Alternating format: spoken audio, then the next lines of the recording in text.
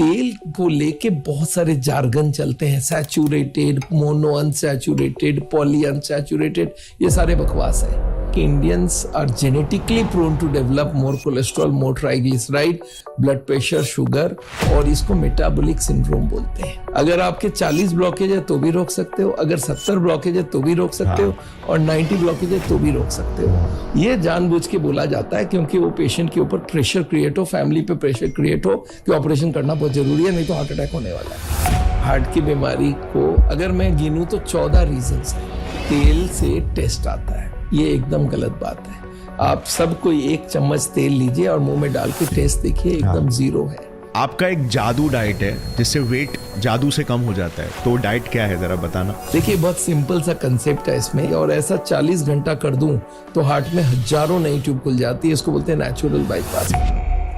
आज का जो पॉडकास्ट है फ्रेंड्स, ये पर्सनली मेरा one of the best podcast है, क्योंकि ये हम इंडियंस के नंबर 1 किलर हार्ट डिजीजेस को कैसे ट्रीट करना है विदाउट ऑपरेशन एंड सर्जरी के बारे में अवेयर करता है। यस, आज इंडियन हॉस्पिटल्स में एक हार्ट का माफिया खड़ा हो चुका है जो पेशेंट्स को हार्ट की बीमारियों के मामले में सीधे ऑपरेट होने की सलाह देते हैं, और अक्सर पेशेंट्स को डराया भी जाता है ताकि वो जल्द से जल्द ऑपरेट हो जाए। बट डॉक्टर बिमल छाजेर इंडिया के लीडिंग हार्ट स्पेशलिस्ट है, जिन्होंने अब तक 4.5 लाख लोगों को ट्रीट किया है विदाउट एक्सपेंसिव सर्जरीज। उनका मानना है कि मोस्ट ऑफ द केसेस में कोई भी हार्ट की बीमारी बिना ऑपरेशन के ठीक हो सकती है। उनका एक सिंपल सा प्रोसेस है हार्ट डिजीजेस को ट्रीट करने का और इवन प्रिवेंट कराने का, जो टोटली नॉन इन्वेजिव यानी कि नो सर्जरीज वाला है। और इस पॉडकास्ट में वो ये पूरा प्रोसेस डिटेल में एक्सप्लेन करेंगे और हार्ट और हेल्थ के बारे में हमें अपने एक्सपीरियंस और विजडम से डिटेल में ज्ञान देंगे। ह्यूमन बॉडी और हेल्थ के बारे में बहुत ही एनलाइटनिंग पॉडकास्ट है,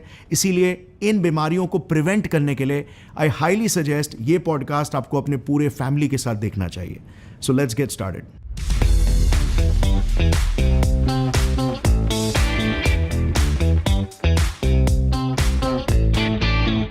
तो सर, हार्ट अटैक्स आज इंडिया में नंबर 1 कॉज ऑफ डेथ बन चुका है।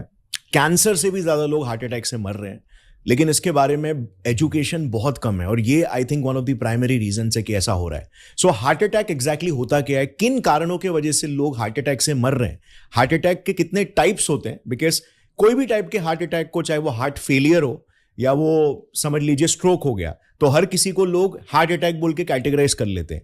तो क्या ये हार्ट अटैक को थोड़ा सा डीप तरीके से आप एक्सप्लेन कर सकते हैं कि क्या है, इसके क्या टाइप्स है? देखिए, हार्ट की बीमारी जो है ये नेचुरली एक ऐसी बीमारी है जो सेल्फ क्रिएटेड है, और लोगों की लाइफस्टाइल खराब होते जा रही है। फिजिकल मेहनत हो नहीं रहा है, खाना बहुत गरिष्ठ खा रहे हैं, फैट वाले खा रहे हैं, स्ट्रेस बहुत ज़्यादा है, उसके संग स्मोकिंग, जर्दा, गुटखा, ये सारा मिला के हार्ट की बीमारी बढ़ती जा रही है। इसमें होता क्या है, हार्ट के 3 ट्यूब होती हैं जो हार्ट को ब्लड देता है, उनके अंदर चर्बी की लेयर जम जाती है। अगर हम चर्बी खाते हैं और उसको तोड़ते नहीं है, वो अंदर जमता रहता है। इस चर्बी का नाम है कोलेस्ट्रॉल ट्राइग्लिसराइड। ये जमते जमते ब्लॉकेज को, ट्यूब को ब्लॉक कर देता है। जब तक 70-80 ब्लॉकेज ना होती है परसेंटेज में, तब तक तो पता भी नहीं चलता है। फिर ये ब्लॉकेज बढ़ता जाता है तो एक ना एक दिन वो हार्ट अटैक में कन्वर्ट हो जाता है। हार्ट अटैक का मतलब है 100% ब्लॉकेज। ओके। जब वो 100% एक ट्यूब में ब्लॉक हो जाए तो हार्ट का एक हिस्से को ब्लड मिलना बंद हो जाता है, वो हिस्सा डेड होने लगता है। इसको बोलते हैं हार्ट अटैक। और अगर बड़ा हार्ट अटैक हो, हार्ट अटैक में 2-3 कैटेगरी होती है।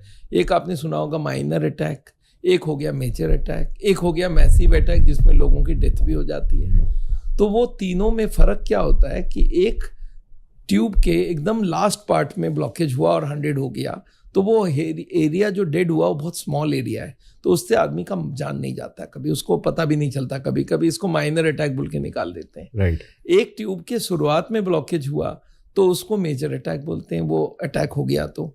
और एकदम ही मुंह में हो गया, जो लेफ्ट मेन ट्यूब है जो 70% हार्ट को सप्लाई करता है लेफ्ट के तरफ, उसके अंदर हो गया तो 70% हार्ट एक साथ डेड होता है, तो उसमें जान भी जाती है। इसलिए हार्ट अटैक 3 कैटेगरी की होती है, माइनर अटैक, मेजर अटैक और मैसिव अटैक। ये ब्लॉकेज की लोकेशन हम लोग पता कर सकते हैं एक टेस्ट से जिसका नाम है सीटी एंजियोग्राफी, जिससे हम लोग ये देख सकते हैं ब्लॉकेज है कौन से एरिया में। अगर लास्ट के एरिया में तो ऐसी डरने की बात नहीं है, और एकदम शुरुआत में है तो उसको बहुत सीरियसली लेना पड़ता है। राइट। तो ये हार्ट अटैक में 100% ब्लॉकेज होनी चाहिए। इंडिया में आज के दिन में करीब 35 लाख लोग हर साल हार्ट अटैक में मारे जाते हैं। और ये बीमारी को हम लोग प्रिवेंट कर सकते हैं, एक भी आदमी ना मरे इसकी बंदोबस्त हो सकती है। सिर्फ लोगों तक जानकारी पहुंच जाए कि किस तरह से ये हार्ट की बीमारी होती है, कैसे ब्लॉकेज बनती है और कैसे ये बढ़ती है, अगर इसको कैसे रोका जा सकता है। और यही मैं हार्ट के पेशेंट्स के लिए करता हूं कि उनको नॉलेज दूं कि किस तरह से हार्ट की बीमारी को रोक सके। तो अगर वो रोक ले और हार्ट की बीमारी को रिवर्स करें तो ना ही उसकी हार्ट अटैक होगी, ना ही उनको कॉस्टली ऑपरेशंस के लिए जाने की जरूरत पड़ेगी। Right. So sir basically angioplasty हो गया, और ये जो अंदर स्टेंट्स घुसाते हैं, और फिर ये सारे जो प्रोसीजर्स हो गए, बाईपास सर्जरीज हो गए, ये सारे, तो इन चीज की जरूरत एक्चुअली में देखा जाए तो इतनी नहीं है अगर पहले ही प्रिवेंशन कर लिया जाए तो, राइट? एकदम। हार्ट की बीमारी में जो बीमारी बढ़ रही है वो बीमारी जब तक बढ़ेगा तो ये कभी ना कभी उस स्टेज में आएगा जहां पे वो हार्ट अटैक या एंजाइना का आकार लेगा, राइट। पर अगर लोगों को हम इन एडवांस समझा दें भाई ब्लॉकेज इस तरह से बनती है और इस तरह से ब्लॉकेज बढ़ती जाएगी, तो अगर आप खान पीन रहन सहन बदल लो, वॉकिंग करो, एक्सरसाइज करो, योगा करो और कुछ चीजें जो हम दवाई से कंट्रोल कर सकते हैं वो दे दें, तो हार्ट अटैक होएगी भी नहीं और हार्ट की बीमारी बढ़ेगी नहीं। होता क्या है, जब आदमी हार्ट की बीमारी बढ़ा लेता है और हॉस्पिटल में पहुंचता है तो वहां पे एक प्रेशर होती है उनके तरफ से कि आपकी कंडीशन बहुत खराब है, आपको ऑपरेशन करना पड़ेगा, और आम आदमी वहीं पे फंस जाता है। मैं उनको बोलता हूं जहां पे भी ब्लॉकेज हुई है उसको बढ़ाओ मत, उसको रिवर्स कर लो, और रिवर्स करने के लिए जो जो चीज करना है वो उसको जानकारी करवाना होता है। ओके, सो कह सकते हैं ये सभी के लिए एप्लीकेबल है, लाइक प्रिवेंशन हर कोई कर सकता है, चाहे उसका जेनेटिक कॉज के वजह से हो रहा है, लाइफस्टाइल के वजह से हो रहा है, किसी की भी वजह से, बट अगर वो सही टाइम पे प्रिवेंशन करना स्टार्ट कर सकता है तो उसके जो कोलेस्ट्रॉल है वो सारा वापस से रिवर्स होना स्टार्ट हो जाएगा। एकदम। देखिए ऐसा है, जो आदमी जब पहुंच जाए, मैं कभी ये बोलता हूं कि भाई अगर आप एडवांस भी हो चुके हो, 70, 80, 90 ब्लॉकेज हो भी गई है, तो आज 90 है तो ऐसा नहीं कि कल नहीं था। एक साल पहले हो सकता है 2% कम रहा हो, एक साल पहले और 2% कम रहा हो, तो आप जिस स्टेज में भी हो वहां से बढ़ोगे नहीं तो बीमारी बढ़ेगी नहीं, हार्ट अटैक नहीं होगी। और वहां से आप घटाने लगोगे तो हर स्टेज में आप रोक सकते हो। राइट।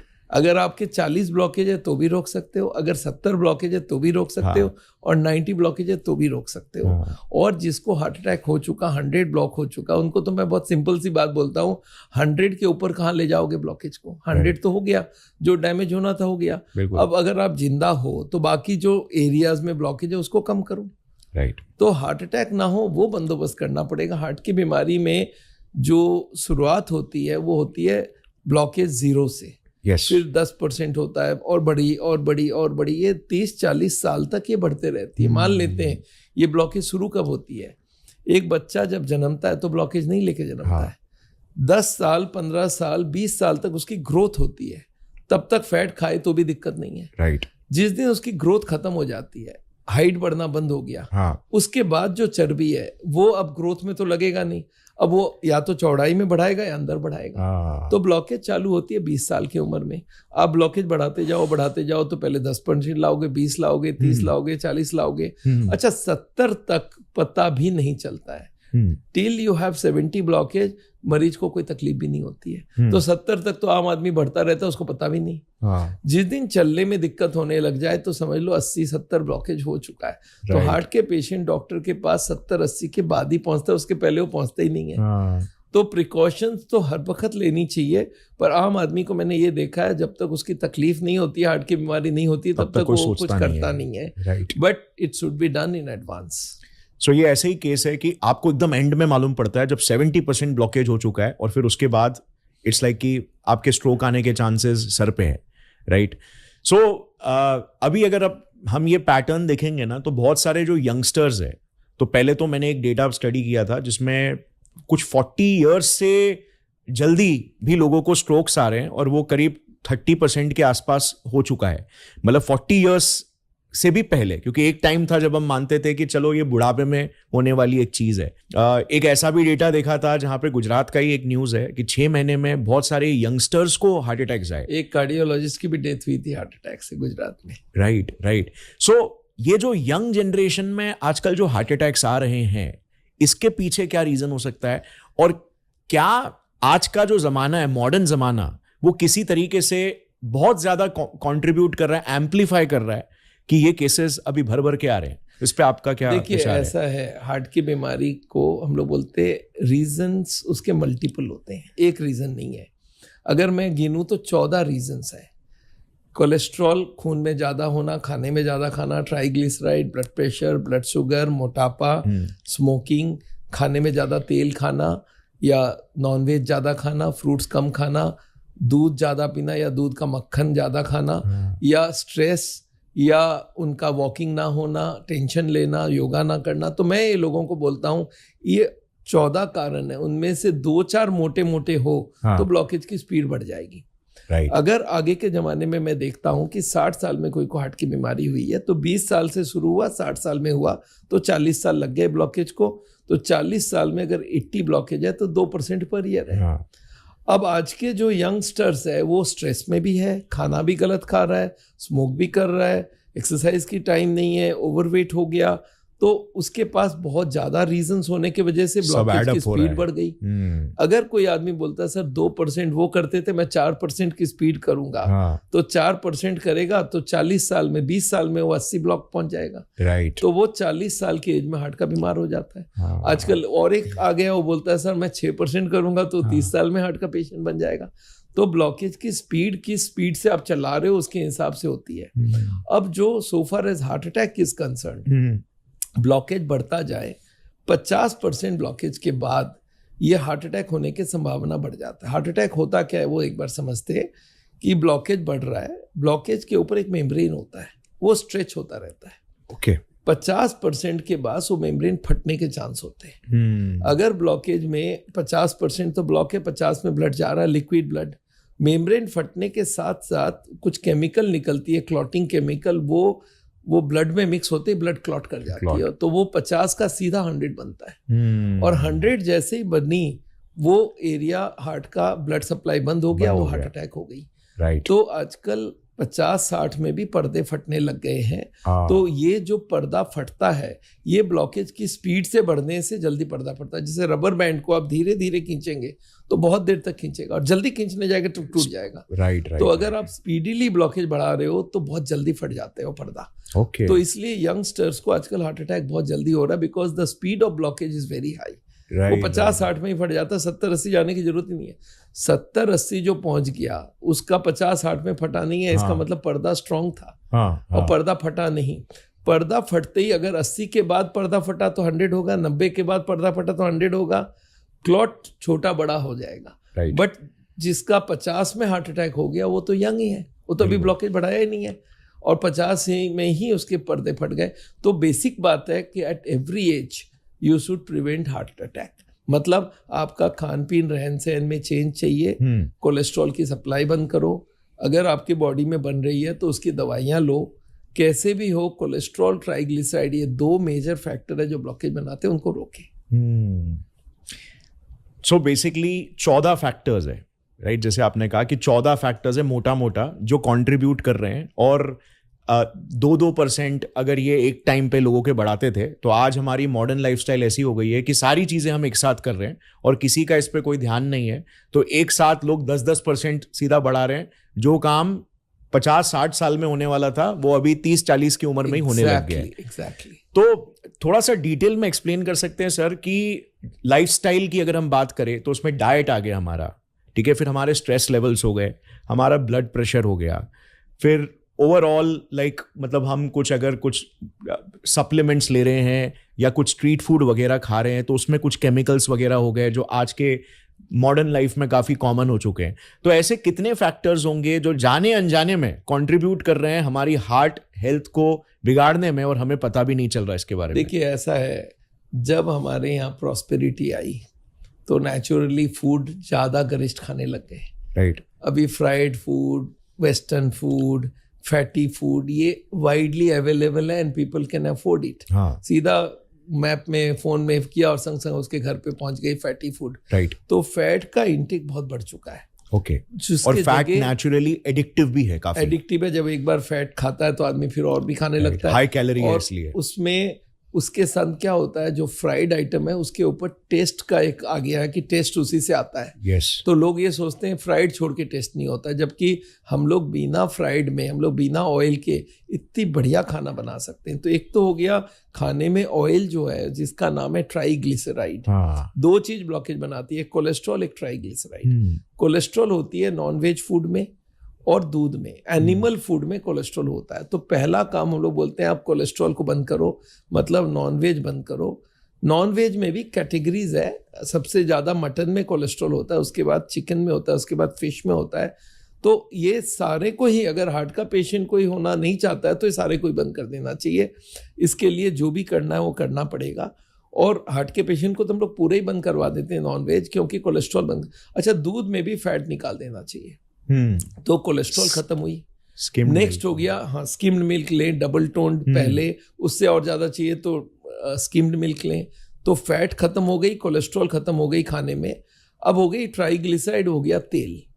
तेल में आप देखेंगे कोई स्वाद नहीं है। आप तेल में उंगली डालिए, मुंह में डालिए, कोई स्वाद नहीं है। राइट। पर तेल से लोगों को लगता है टेस्ट है, टेस्ट है ही नहीं उसमें। मसालों का टेस्ट होता है। मैं मसाले का डब्बा रख लूँ और बोलूँ तेल से खाना बनाओ, बना ही नहीं पाएंगे कोई, उसका टेस्ट ही नहीं आएगा। मसालों का टेस्ट होता है, पर मसाले को हमने सीखा है फ्राई करना है तेल से, और उसको हम लोग पानी से भी फ्राई कर सकते हैं। तो हमने सावल में हमने सिखाया लोगों को किस तरह से खाने को आप पानी से ही मसाले को भून सकते हैं और उसमें कोई भी ट्राइग्लिसराइड नहीं जाएगा। तो ज़ीरो ऑयल कुकिंग, इसके ऊपर हमारी चैनल है जहाँ पे लोग सीख सकते हैं कैसे बिना तेल के खाना बन सकता है। और वो खाना अगर बनाना सीख जाए तो हमारे खाने में ट्राइग्लिसराइड कम हो गई। और ड्राई फ्रूट्स, नट्स जो है जिससे तेल बनती है, वो भी मना करना है। और सीड्स जैसे अलसी है, खसखस है, वो भी तेल बनाता है। तो तेल वाले सारे सामान बंद कर दें, तो ये दोनों करते ही हार्ट की बीमारी आधे हो जाए। और उसके संग अगर स्मोकिंग है, लैक ऑफ एक्सरसाइज है, टेंशन कम करना सीख जाए, मेडिटेशन करे, योगा करे। देखिए, लाइफ सबको जीना है और जितने खराब जियोगे उतना जल्दी बीमारी होगा।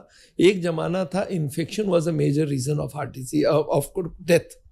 अब लाइफस्टाइल डिजीज 75% डेथ लाइफस्टाइल से, जिसमें डायबिटीज है, जिसमें ब्लड प्रेशर है, जिसमें खाने हैं, जिसमें स्मोकिंग, टोबैको है। ये सारे बीमारियां लाइफस्टाइल से हो रहा है। इनफैक्ट कैंसर भी लाइफस्टाइल की बीमारी है, पर अभी भी नंबर 1 बीमारी का, डेथ का कारण हार्ट की बीमारी है। और इसको कंट्रोल करने के लिए हमें ये सारे चेंजेस करने पड़ेंगे। स्ट्रेस कम करना पड़ेगा, वजन कम करना पड़ेगा। ये जो 14 फैक्टर वो बोला। और आजकल एक नया फैक्टर और आ गया, वो है पोल्यूशन। ये देखा जाता है शहरों में हार्ट अटैक बढ़ रहे हैं, वहाँ पोल्यूशन बढ़ रहा है। पोल्यूशन से होता है क्या है, कोलेस्ट्रॉल ऑक्सीडाइज्ड हो जाती है, उसमें फ्री रेडिकल जाती है और वो ऑक्सीडाइज करता है, और ऑक्सीडाइज कोलेस्ट्रॉल जल्दी ब्लॉकेज बना देता है। तो ये पोल्यूशन भी एक मेजर कारण आके खड़ा हुआ है हार्ट की बीमारी का।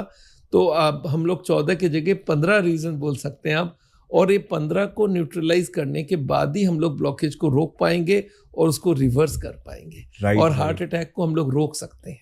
सो अभी रिसेंटली जब हम वीडियो बना रहे थे AQI के ऊपर ही, एयर क्वालिटी इंडेक्स का इंपॉर्टेंस हर सिटीज में, तो एक डॉक्टर की रिपोर्ट हमने सामने डाली थी। उन्होंने कहा था कि आज के टाइम पे जो भी पेशेंट्स उनको आते हैं, एक टाइम था जब most of the patients smokers होते थे, तो जब वो लंग्स खोलते थे तो बेसिकली स्मोकर्स का लंग्स ऐसे ब्लैक हो जाता है।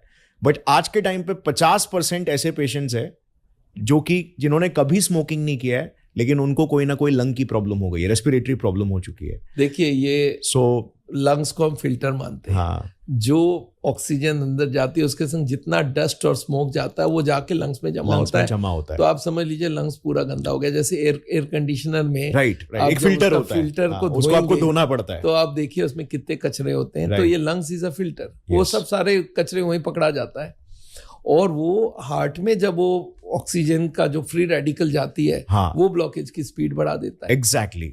तो यही कारण है कि शहरों में, बड़े शहरों में, स्पेशली बड़े बड़े शहरों में जहाँ पे ये पोल्यूशन बढ़ रहा है, हार्ट की बीमारी बढ़ रही है। हार्ट की बीमारी। सो 60% कॉजेज, मतलब 60% जो हार्ट की बीमारियां हो रही है, उसमें कुछ कंट्रीब्यूशन पोल्यूशन का भी है। फैट का तो है ही है, पोल्यूशन का भी है। यही कारण मैं आपको बता रहा था। मैं दिल्ली से शिफ्ट करके देहरादून गया हूँ। दिल्ली में 480 IQ था AQI, और अभी वहाँ पे 40 की AQI है हमारी। तो अपने को बचाने का यही है, अब शहर छोड़ो, गांव में जाओ और वहाँ पे नॉन पोल्यूशन में रहो। आजकल इंटरनेट हर जगह, वहीं से बैठ के काम करो। राइट। या फिर अगर आप शिफ्ट नहीं कर सकते तो एटलीस्ट आप मास्क वगैरह कुछ यूज करिए, जहाँ पे अपने एनवायरनमेंट में ऐसा करिए कि डस्ट ना जा पाए। और अपने हाउस में एयर प्यूरिफायर वगैरह ऐसा कुछ लगा सकते हैं। ऐसा लगाएं आप, प्लांट रखाइए जो ऑक्सीजन को, ग्रीनरी से अपने आप को सराउंड करे। तो सर आपने एक बहुत इंटरेस्टिंग बात कही कि लोगों का, स्पेशली इंडियंस की मेंटालिटी ये है कि खाने में या तो ऑयल तो होना ही चाहिए, वरना उसके बिना मसालों में स्वाद नहीं आता, या फिर घी खाना चाहिए। सो हर घर पे माएँ बोलती है अपने बच्चों को कि यार घी डालेंगे तो तंदुरुस्ती बढ़ेगी, ये सारी चीजें। तो इंडियन मेंटालिटी में ये ऑयल और घी का कल्चर एकदम घुसा चुका है।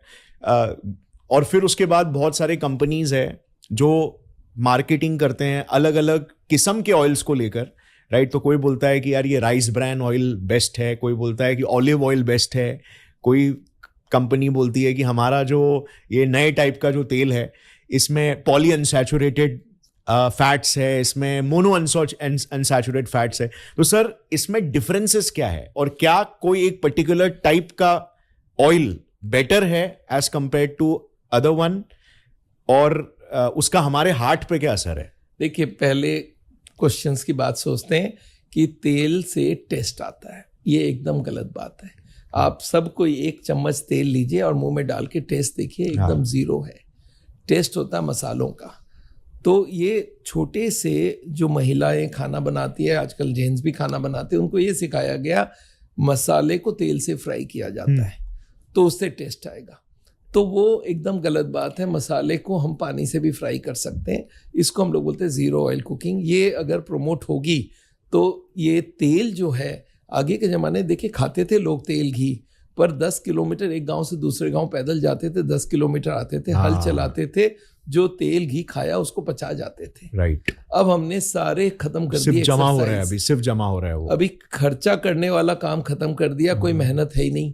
सारा दिन एक आदमी सुबह उठता है और बेड टी पीता है और कंप्यूटर और लेके बैठ जाता है, न्यूज़ सुनता है, गाना सुनता है, जो भी है, और खाना खा के ब्रेकफास्ट किया और गाड़ी में बैठ के ऑफिस पहुंचा। ऑफिस में सारा दिन बैठा रहा, शाम को गाड़ी से घर आया, घर पे आके टीवी भी देखा, गप किया, मतलब एक्सरसाइज हो गई खत्म। वो तेल तोड़ेगा कौन? तो तेल जमता जा रहा है और उसी से हार्ट की बीमारी बढ़ रही है। तो तेल नहीं चाहिए। अब दूसरा होता है कौन सा तेल अच्छा है। तेल का जो मेडिकल नाम है वो है ट्राइग्लिसराइड्स। आपने सुना होगा, जब भी आप कोलेस्ट्रॉल की रिपोर्ट कराते हो तो बोलते हैं लिपिड प्रोफाइल कराओ, ट्राइग्लिसराइड्स उसमें कोलेस्ट्रॉल नंबर 1 होता है, वो तो नॉनवेज और एनिमल फूड से होता है।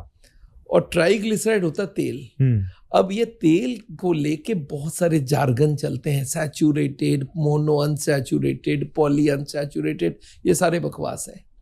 तेल का नाम है ट्राइग्लिसराइड। आपको कभी ऐसा करना हो ये सैचुरेटेड मोनो, आप पैथोलॉजी लैब को रिक्वेस्ट करिए कि सर मेरा ट्राइग्लिसराइड में कितना सैचुरेटेड है, कितना मोनो है, कितना पॉली है, लिख के देना। वो लोग रिफ्यूज कर जाएगा। बोला आप अच्छा उसमें लिख के दो कि ये वाली ऑयल है उसमें तेल, मैं फलाना ऑयल खाता हूँ, उसमें लिख दो ये ऑयल मिला उसमें। बोला सारे ऑयल एक से हैं। याद रखिए जितने तेल है वो सारे एक से हैं। मैं एक एग्जाम्पल देके समझाता हूँ। एक 3 ग्लास में मैंने पानी डाला, एक बिस्लेरी, एक किनले, एक एक्वाफाइना, और मैंने एक आदमी को बोला इसको टेस्ट करके बताओ कौन सा पानी है। बोलता सर सेम ही तो है। मैं बोला कोई डिफरेंस तो होगा? बोला कोई डिफरेंस नहीं है। अगर मैं 3 सब्जी बना दूं 3 तेल से और उनको बोलूं खा के बताओ कौन सा सफोला, कौन सा कनोला, कौन सा धारा, वो नहीं बता पाएंगे। तो याद रखिए सारे तेल जो है वो बेसिकली ट्राइग्लिसराइड है। अब वो जो सैचुरेटेड मोनोपॉली का हिसाब भी समझा के देता हूं मैं। जो तेल होती है, ट्राई मतलब 3, तो उसमें 3 फैटी एसिड होता है, एक ग्लिसरॉल मॉलिक्यूल होता है, उसमें 3 चेन लग जाती है फैटी एसिड की। Fatty acid chain of carbon. अब उस कार्बन में मान लेते 15 कार्बन है, तो कार्बन के वैलेंसी के हिसाब से 2 तरफ 2 हाइड्रोजन लग जाए, तो 15 में 30 हाइड्रोजन लग जाए, तो वो तेल सैचुरेटेड हो जाता है। मान लेते 15 कार्बन का चेन है, उसमें 30 हाइड्रोजन लग गए, तो सारे के सारे सीट फिल्ड अप बैलेंस हो जाएगा, वो हो गया सैचुरेटेड। सैचुरेटेड। अब इसमें से एक हाइड्रोजन हटा लो तो ये अब अनसैचुरेटेड हो गया, पर मोनो अनसैचुरेटेड। मोनो मतलब एक कम है, और 2 हटा लो तो पॉली अनसैचुरेटेड। मतलब क्या हो गया, एक में 30 हाइड्रोजन है वो सैचुरेटेड है, एक में 29 हाइड्रोजन है वो मोनो अनसैचुरेटेड, एक में 28 है वो पॉली अनसैचुरेटेड। आप बताओ क्या डिफरेंस हो गई। मतलब 3 क्रिमिनल है, एक बोलता है मेरे अगेंस्ट में 30 केस है, एक बोलता है 29 केस है, एक बोलता है 28 केस है। अब आप कौन सा क्रिमिनल को सपोर्ट करोगे, बता दो। तो ये आप समझ लो सारे ऑयल एक से हैं, ये जार्गन है। ये ऑयल अच्छा, वो ऑयल अच्छा, सारे ऑयल एक से हैं, सारे मार्केटिंग जार्गन है, पूरी मार्केटिंग जार्गन है। कार्डियोलॉजिस्ट और जो हार्ट के हॉस्पिटल्स है वो लोग भी जानते हैं कि कोई भी तेल अच्छा नहीं। आप किसी डॉक्टर को पूछिए, सर तेल अगर अच्छी है तो मैं 1-8 लीटर ले लेता हूँ, मेरे पास पैसे की कमी नहीं है। वो बोलेगा ना अच्छी नहीं है। तो फिर देख क्यों रहे हो? अच्छी नहीं है, कम तेल खाओ, ये हर कोई बोलेगा। मैं बोलता हूँ जब तेल का टेस्ट ही नहीं है तो आप क्यों ले। अच्छा, मुश्किल कहाँ पे, जिन्होंने पहले से ही कुकिंग सीखा हुआ तेल वाला, उनको, आपकी माँ है, आपकी बहन है, उनको बोलो कि अब तेल मत देना, तो वो क्या बोलेगी मालूम है? उनको भी मालूम है नहीं देना चाहिए, पर उन्होंने सीखा ही है तेल से भूनना, तो बोलेंगे मैं इतना डालूंगी। फिर आप बोलो नो मुझे चाहिए ही नहीं, बोला इतना डालूंगी। अब बोला नो नहीं चाहिए, बोला इतनी सी डालूंगी। फिर आप बोलिए एकदम ही नहीं देना है, तो बोलेंगे फिर उबला हुआ खा लो। अच्छा, आदमी को मैं जब बोलता हूँ बिना तेल का खाना, बोलते उबला हुआ खाना पड़ेगा। मैं बोला नहीं यार, सारे मसाले होंगे, भूनने का तरीका बदलो। तो मेरे को कोई ने बोला सर फिर कौन सा तेल बेस्ट है? मैं बोला मैं पानी से भूनता हूँ और इसका नाम मैंने रख दिया सावल ऑयल। हमारी जो संस्था है उसका नाम है सावल। तो मैं बोलता सावल ऑयल मतलब पानी से बनाओ। तो आजकल मेरे पेशेंट मिलते हैं, सर आजकल खाना मैं सावल ऑयल में ही बनाता हूँ, मतलब पानी से बनाता हूँ। तो उसमें ना कोलेस्ट्रॉल है पानी में, देखिए पानी का ब्यूटी देखिए, ना कोलेस्ट्रॉल है, ना ट्राइग्लिसराइड है, ना एक्स्ट्रा कैलोरीज, ना पैसे लगेंगे, आपके घर पे फ्री सप्लाई है। तो अब मैं ये क्या बोलता हूँ, तेल के जगह आप सावल ऑयल से खाना बनाओ, पानी से खाना बनाओ, और पानी का पैसा भी नहीं लगा, आपके लिए भला ही भला है। इनफैक्ट मैं कभी कभी ये भी समझाता हूँ कि जैसे हम लोग नॉर्मल वे में काम करवा लेते सरकारी का, फिर करप्शन आ गया। अब करप्शन इतनी फैल गई कि कोई बोले मैं सरकारी काम ऐसे ही करा लूंगा, तो बोलता बेकार की बात मत करो, इससे बिना पैसे दिए बगैर काम नहीं होगा। बिल्कुल। तो अभी नॉर्मल वे हो गया करप्शन, और सच्चाई लास्ट हो गया। राइट। तेल इज एन एबनॉर्मल फूड। आप सोचिए, तेल को जो सीड से पेड़ बनने के लिए सीड बनी थी, उसको आप इकट्ठा किया, उसको क्रैश करके उसका जूस निकाले, वो तेल है, वो एबनॉर्मल फूड है। जबकि पानी नेचुरल चीज है। तो अब ये हो गया कि करप्शन इज नॉर्मल, मतलब तेल वाला खाना नॉर्मल है और पानी वाला एबनॉर्मल है, जबकि होना उल्टा चाहिए। तो अब हम लोग लगे हुए हैं कि आप हमारे हजारों आइटम बनाया हमने बिना तेल के, टेस्ट सेम टू सेम हो, तो आपको क्या जरूरत है? हम लोग पकोड़े, समोसे, कचौड़ी, हर चीज बना रहे हैं, गोलगप्पे, हर चीज बना रहे हैं विदाउट ऑयल, बिरयानी खिला रहे हैं, हर चीज खिला रहे हैं, हजारों आइटम बना दिए, 50 दिन की मेनू बना दिए। तो तेल का मतलब नहीं है, तेल खाने का जरूरत भी नहीं है। और कुछ कुछ कंपनी तो ऐसा तेल को घुमा के देते हैं, मान लेते 5% उसमें सैचुरेटेड है और बाकी अनसैचुरेटेड है, पॉली और मोनो। वो लोग लिखते हैं 95% सैचुरेटेड फैट फ्री, और सैचुरेटेड हटा के एंड में लिख देते हैं सैचुरेटेड ब्रैकेट में, तो पता ही नहीं चले। तो लोग पढ़ते हैं 95% सैचुरेटेड फैट फ्री, और उसमें कोलेस्ट्रॉल भी नहीं है। देखिए तेल में जानवर से तो बना हुआ है नहीं, कोलेस्ट्रॉल जानवर के खाने में होता है। तो उसमें वो लोग लिख देते हैं 100% कोलेस्ट्रॉल फ्री। अरे भाई, तेल में तो ट्राइग्लिसराइड 100%, वो लिखो, कोई भी चीज के ऊपर लिखो 100% ट्राइग्लिसराइड तेल के ऊपर। वो तेल का नाम ही नहीं है, ट्राइग्लिसराइड का नाम ही नहीं है। जो चीज है उसका नाम नहीं है, जो चीज नहीं है कोलेस्ट्रॉल उसका लिख रहे हैं 100% कोलेस्ट्रॉल फ्री, और जो सैचुरेटेड नहीं है, मोनो पॉली, उसके देखते हैं फैट फ्री। लोगों को ऐसा इन लोगों ने गुमराह कर दिया, ऑयल कंपनियों ने आगे। अच्छा, सरकार ने इसको बैन भी किया। आगे के जमाने में फलाना तेल अच्छा है हार्ट का, ऐसा एडवर्टाइजमेंट कर सकते थे। सरकार ने बैन लगा दी कि तेल गुड फॉर हार्ट आप कहीं नहीं लिख सकते। राइट। अब देखिए वो लोग किस तरह से इसको मोड़ देते हैं। एक फिल्म दिख रहा है जिसमें माँ बाप बच्चे सारे मिलके खाना खा रहे हैं, खूब तेल वेल वाला सामान, बड़ा खुश खा रहा है, और उसके बाद उसका फादर हाथ लगाता है यहाँ पे छाती में, तो आप समझ गए उसको हार्ट अटैक हुआ, और संग संग एम्बुलेंस का आवाज और पी पी पी पी, और आईसीयू में ईसीजी चल रहा है। तो वहां पे वो आदमी एडमिट है, आप समझ गए कि इसको तेल वाला खा रहा था, हार्ट अटैक हुआ, और उसके बाद उसकी वाइफ बोलती है मैं फलाना तेल खाती थी इसलिए बच गया। तो आदमी क्या पढ़ता है इससे कि तेल खाओगे तो हार्ट अटैक नहीं होगा, जबकि पूरा उल्टा बात है। तेल से हार्ट अटैक का एक मेजर कारण है कोलेस्ट्रॉल, ट्राइग्लिसराइड, और तेल की जरूरत ही नहीं है। और तेल की जरूरत, नेचर ने हमें हर खाने के अंदर तेल डाल के दिया है। रोटी में 1% तेल है, चावल में 1% तेल है, दाल में 4-5% तेल है, हर फ्रूट में, हर वेजिटेबल में तेल होता है। आप टमाटर का सूप बना लो और उसके ऊपर देखो तेल का एक आध बूंद घूम रहा है, कहाँ से आया भाई, हमने तो डाला ही नहीं। तो टमाटर में भी तेल है। तो हमारे बॉडी की जितनी तेल की जरूरत है वो ऑटोमेटिक आ रहा, बाहर से तेल की जरूरत नहीं है ही नहीं।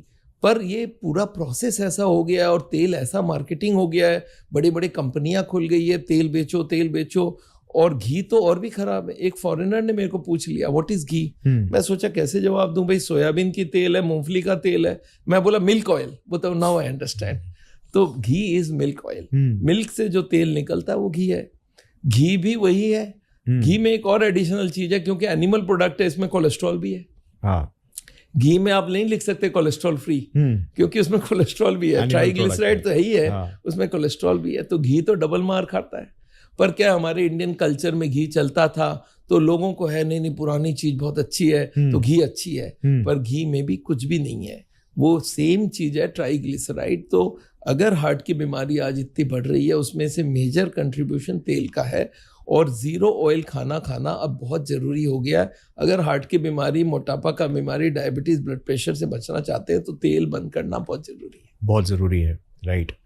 सो सर, ये जो तेल का जो कल्चर है अभी, ये धीरे धीरे कहीं ना कहीं आपको लग रहा है थोड़ा कम हो रहा है, ये अवेयरनेस अभी तक फैल रही है लोगों में? जबरदस्त हो रही है, बहुत जबरदस्त। मैं अभी जब मैं इसका बिना तेल का किया था, मुझे याद है बहुत सारे लोग बोले थे अरे ऐसे कैसे बनेगा, बट अब मैं ग्रेजुअली ओवर द इयर्स देख रहा हूँ इट्स बिकम सो पॉपुलर। अभी मेरी एक बिना तेल का वीडियो वायरल हुआ है, it has been seen by 37 crore people.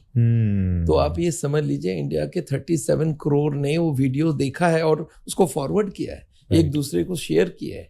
तो ये जो तेल का काम है ये बंद हो जाना चाहिए। मैं तो अभी सरकार को ये कर रहा हूँ, जैसे आप स्मोकिंग पे, सिगरेट पे टैक्स लगा रहे हो, तेल पे टैक्स लगाओ। तेल को अगर आपको लेना है तो 20 रुपए का जगह 5 रुपए टैक्स और देना पड़ेगा आपको। तो तेल के ऊपर टैक्स लगेगा तब ये जाके बात बन पाएगी। जैसे स्मोकिंग के लिए सिगरेट के ऊपर टैक्स लग रहा है, जर्दे के ऊपर टैक्स लग रहा है, तेल के ऊपर टैक्स लगना, कुकिंग ऑयल पे टैक्स लगना चाहिए। कुकिंग ऑयल के जगह पानी से खाना बनाने का ट्रेनिंग देना पड़ेगा, इसको प्रमोट करना पड़ेगा। तो हम लोग प्लान कर रहे हैं इंडिया में एक बहुत बड़ा कैंपेन जहां पे जीरो ऑयल को हम लोग आम आदमी तक पहुंचाएं। लेकिन गवर्नमेंट के साइड से ये करवा पाना थोड़ा सा मुश्किल होगा, देखिए मुश्किल हेवीली पेड टैक्सेस वगैरह आते रहेंगे। देखिए एक बात याद रखिए, गवर्नमेंट को तो फायदा होने वाला। आज जो टैक्सिंग कर रहे हैं कि भाई तेल के ऊपर टैक्स, वो स्मोकिंग के ऊपर टैक्स किया जा रहा है, जर्दे के ऊपर टैक्स कर रहा है, उससे पैसे तो मिल ही रहा है। तो तेल में भी पैसे मिल जाएंगे सरकार को। खाली सरकार के लोगों को ये बात पहुंचाना कि तेल के जगह हम लोग पानी यूज करेंगे तो अननेसेसरी तेल की यूज खत्म हो जाएगी, आधी बीमारियां लाइफस्टाइल वाली खत्म हो जाएगी। तेल में हाई कैलोरी होता है, वो मोटापा करता है। अब तेल बंद कर दीजिए, धड़ाधड़ वजन कम होता रहता है।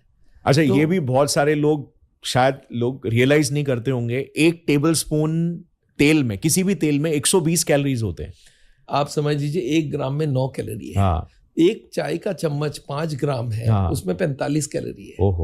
और 15 ग्राम में आप 9 × 15 इतनी कैलोरीज है। आप ये समझ के चल लीजिए कि ये तेल आपका एक खीरा में 100 ग्राम का खीरा इतना बड़ा लेंगे, उसमें 13 कैलोरी है, और वो 10 खीरा के बराबर है 1 चम्मच, 1 टेबलस्पून। अगर आप खीरा से पेट भरते हो, सब्जियों से पेट भरते हो, कितनी कैलोरी कट हो गई, धड़ाधड़ वजन कम होगा। हमारे ये जीरो ऑयल का खाना खा के लाखों ने, करोड़ों लोगों ने वजन कम किया है।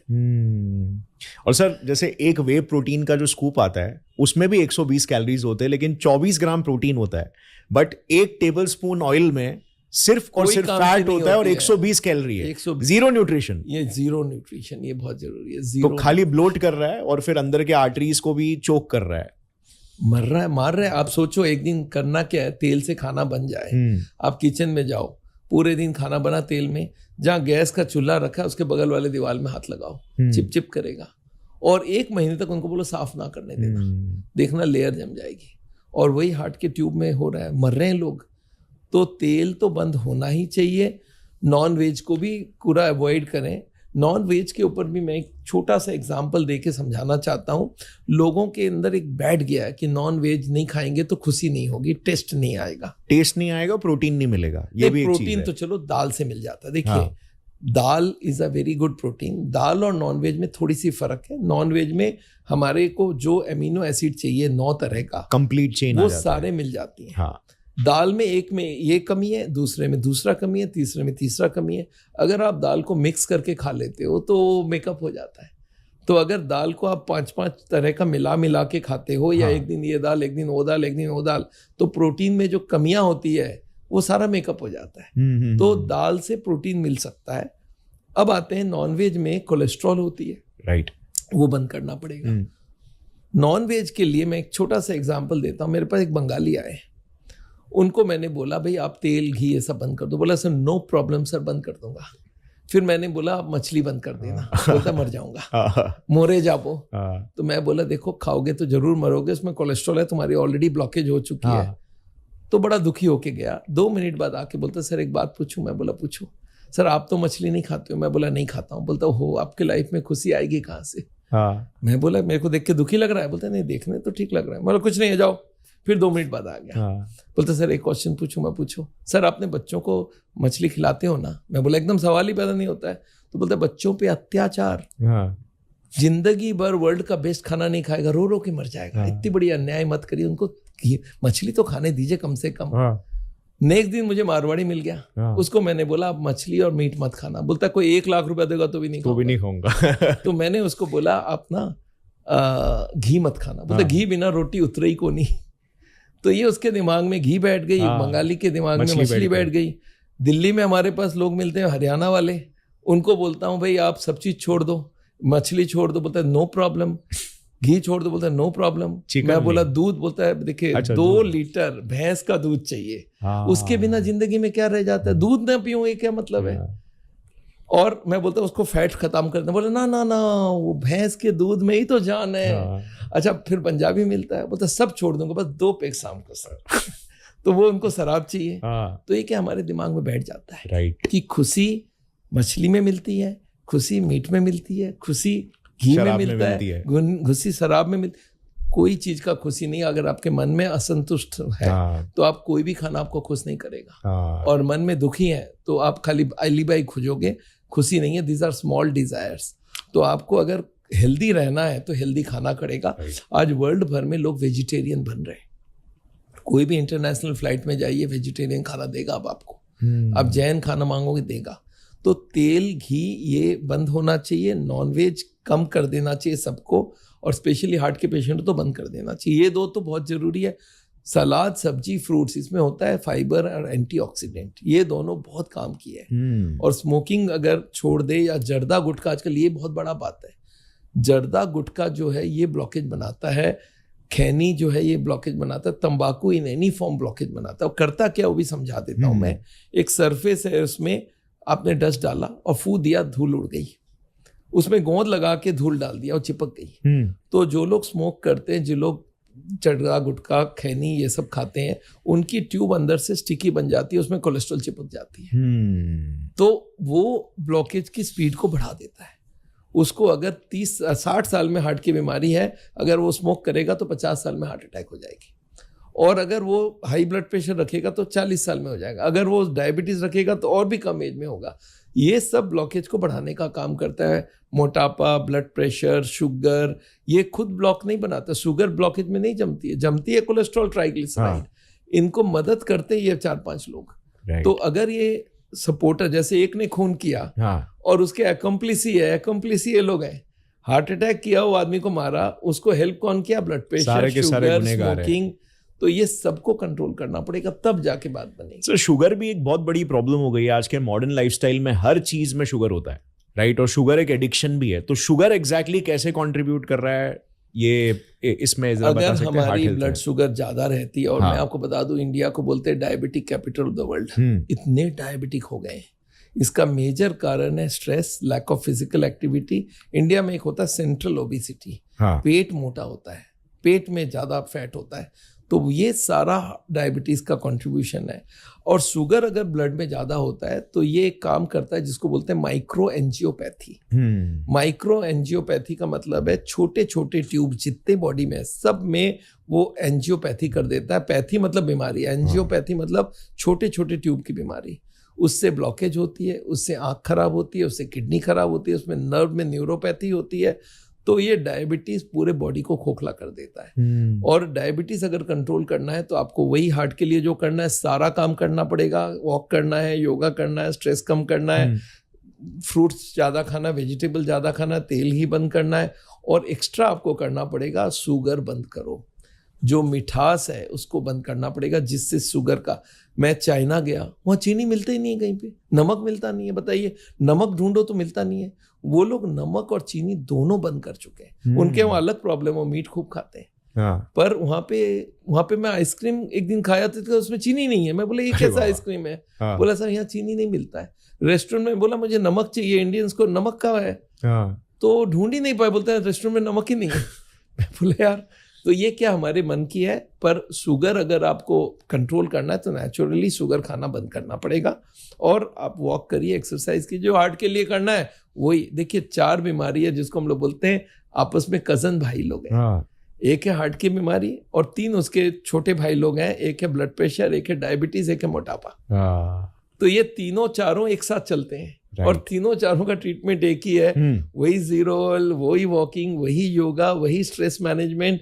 ये सारे एक ही 14 चीजों को इम्प्रूव करना, 14 चीजों को ये 4 मिलके मेन कंट्रोल करता है। और बाकी इनको फिर कंट्रोल करने वाले फैक्टर्स को कंट्रोल करना पड़ेगा।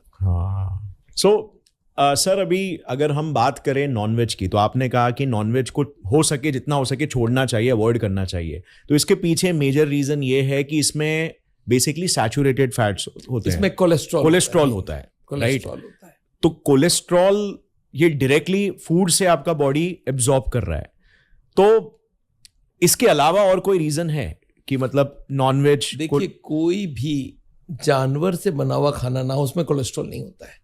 मैंने आंख मिच के आप तेल में बोल सकते हैं कोलेस्ट्रॉल फ्री, पानी को बोल सकते हैं कोलेस्ट्रॉल, और वो मार्केटिंग के लिए यूज किया जाता है, राइट? और रोटी में कोई कोलेस्ट्रॉल नहीं होता है। जो भी चीज प्लांट से बना है उसमें कोलेस्ट्रॉल होता ही नहीं है। तो उसमें ट्राइग्लिसराइड्स हो सकता है, लेकिन ट्राइग्लिसराइड हो सकता है, कोलेस्ट्रॉल नहीं होता। कोलेस्ट्रॉल नहीं होगा। कोलेस्ट्रॉल हमारी बॉडी में भी बनती है।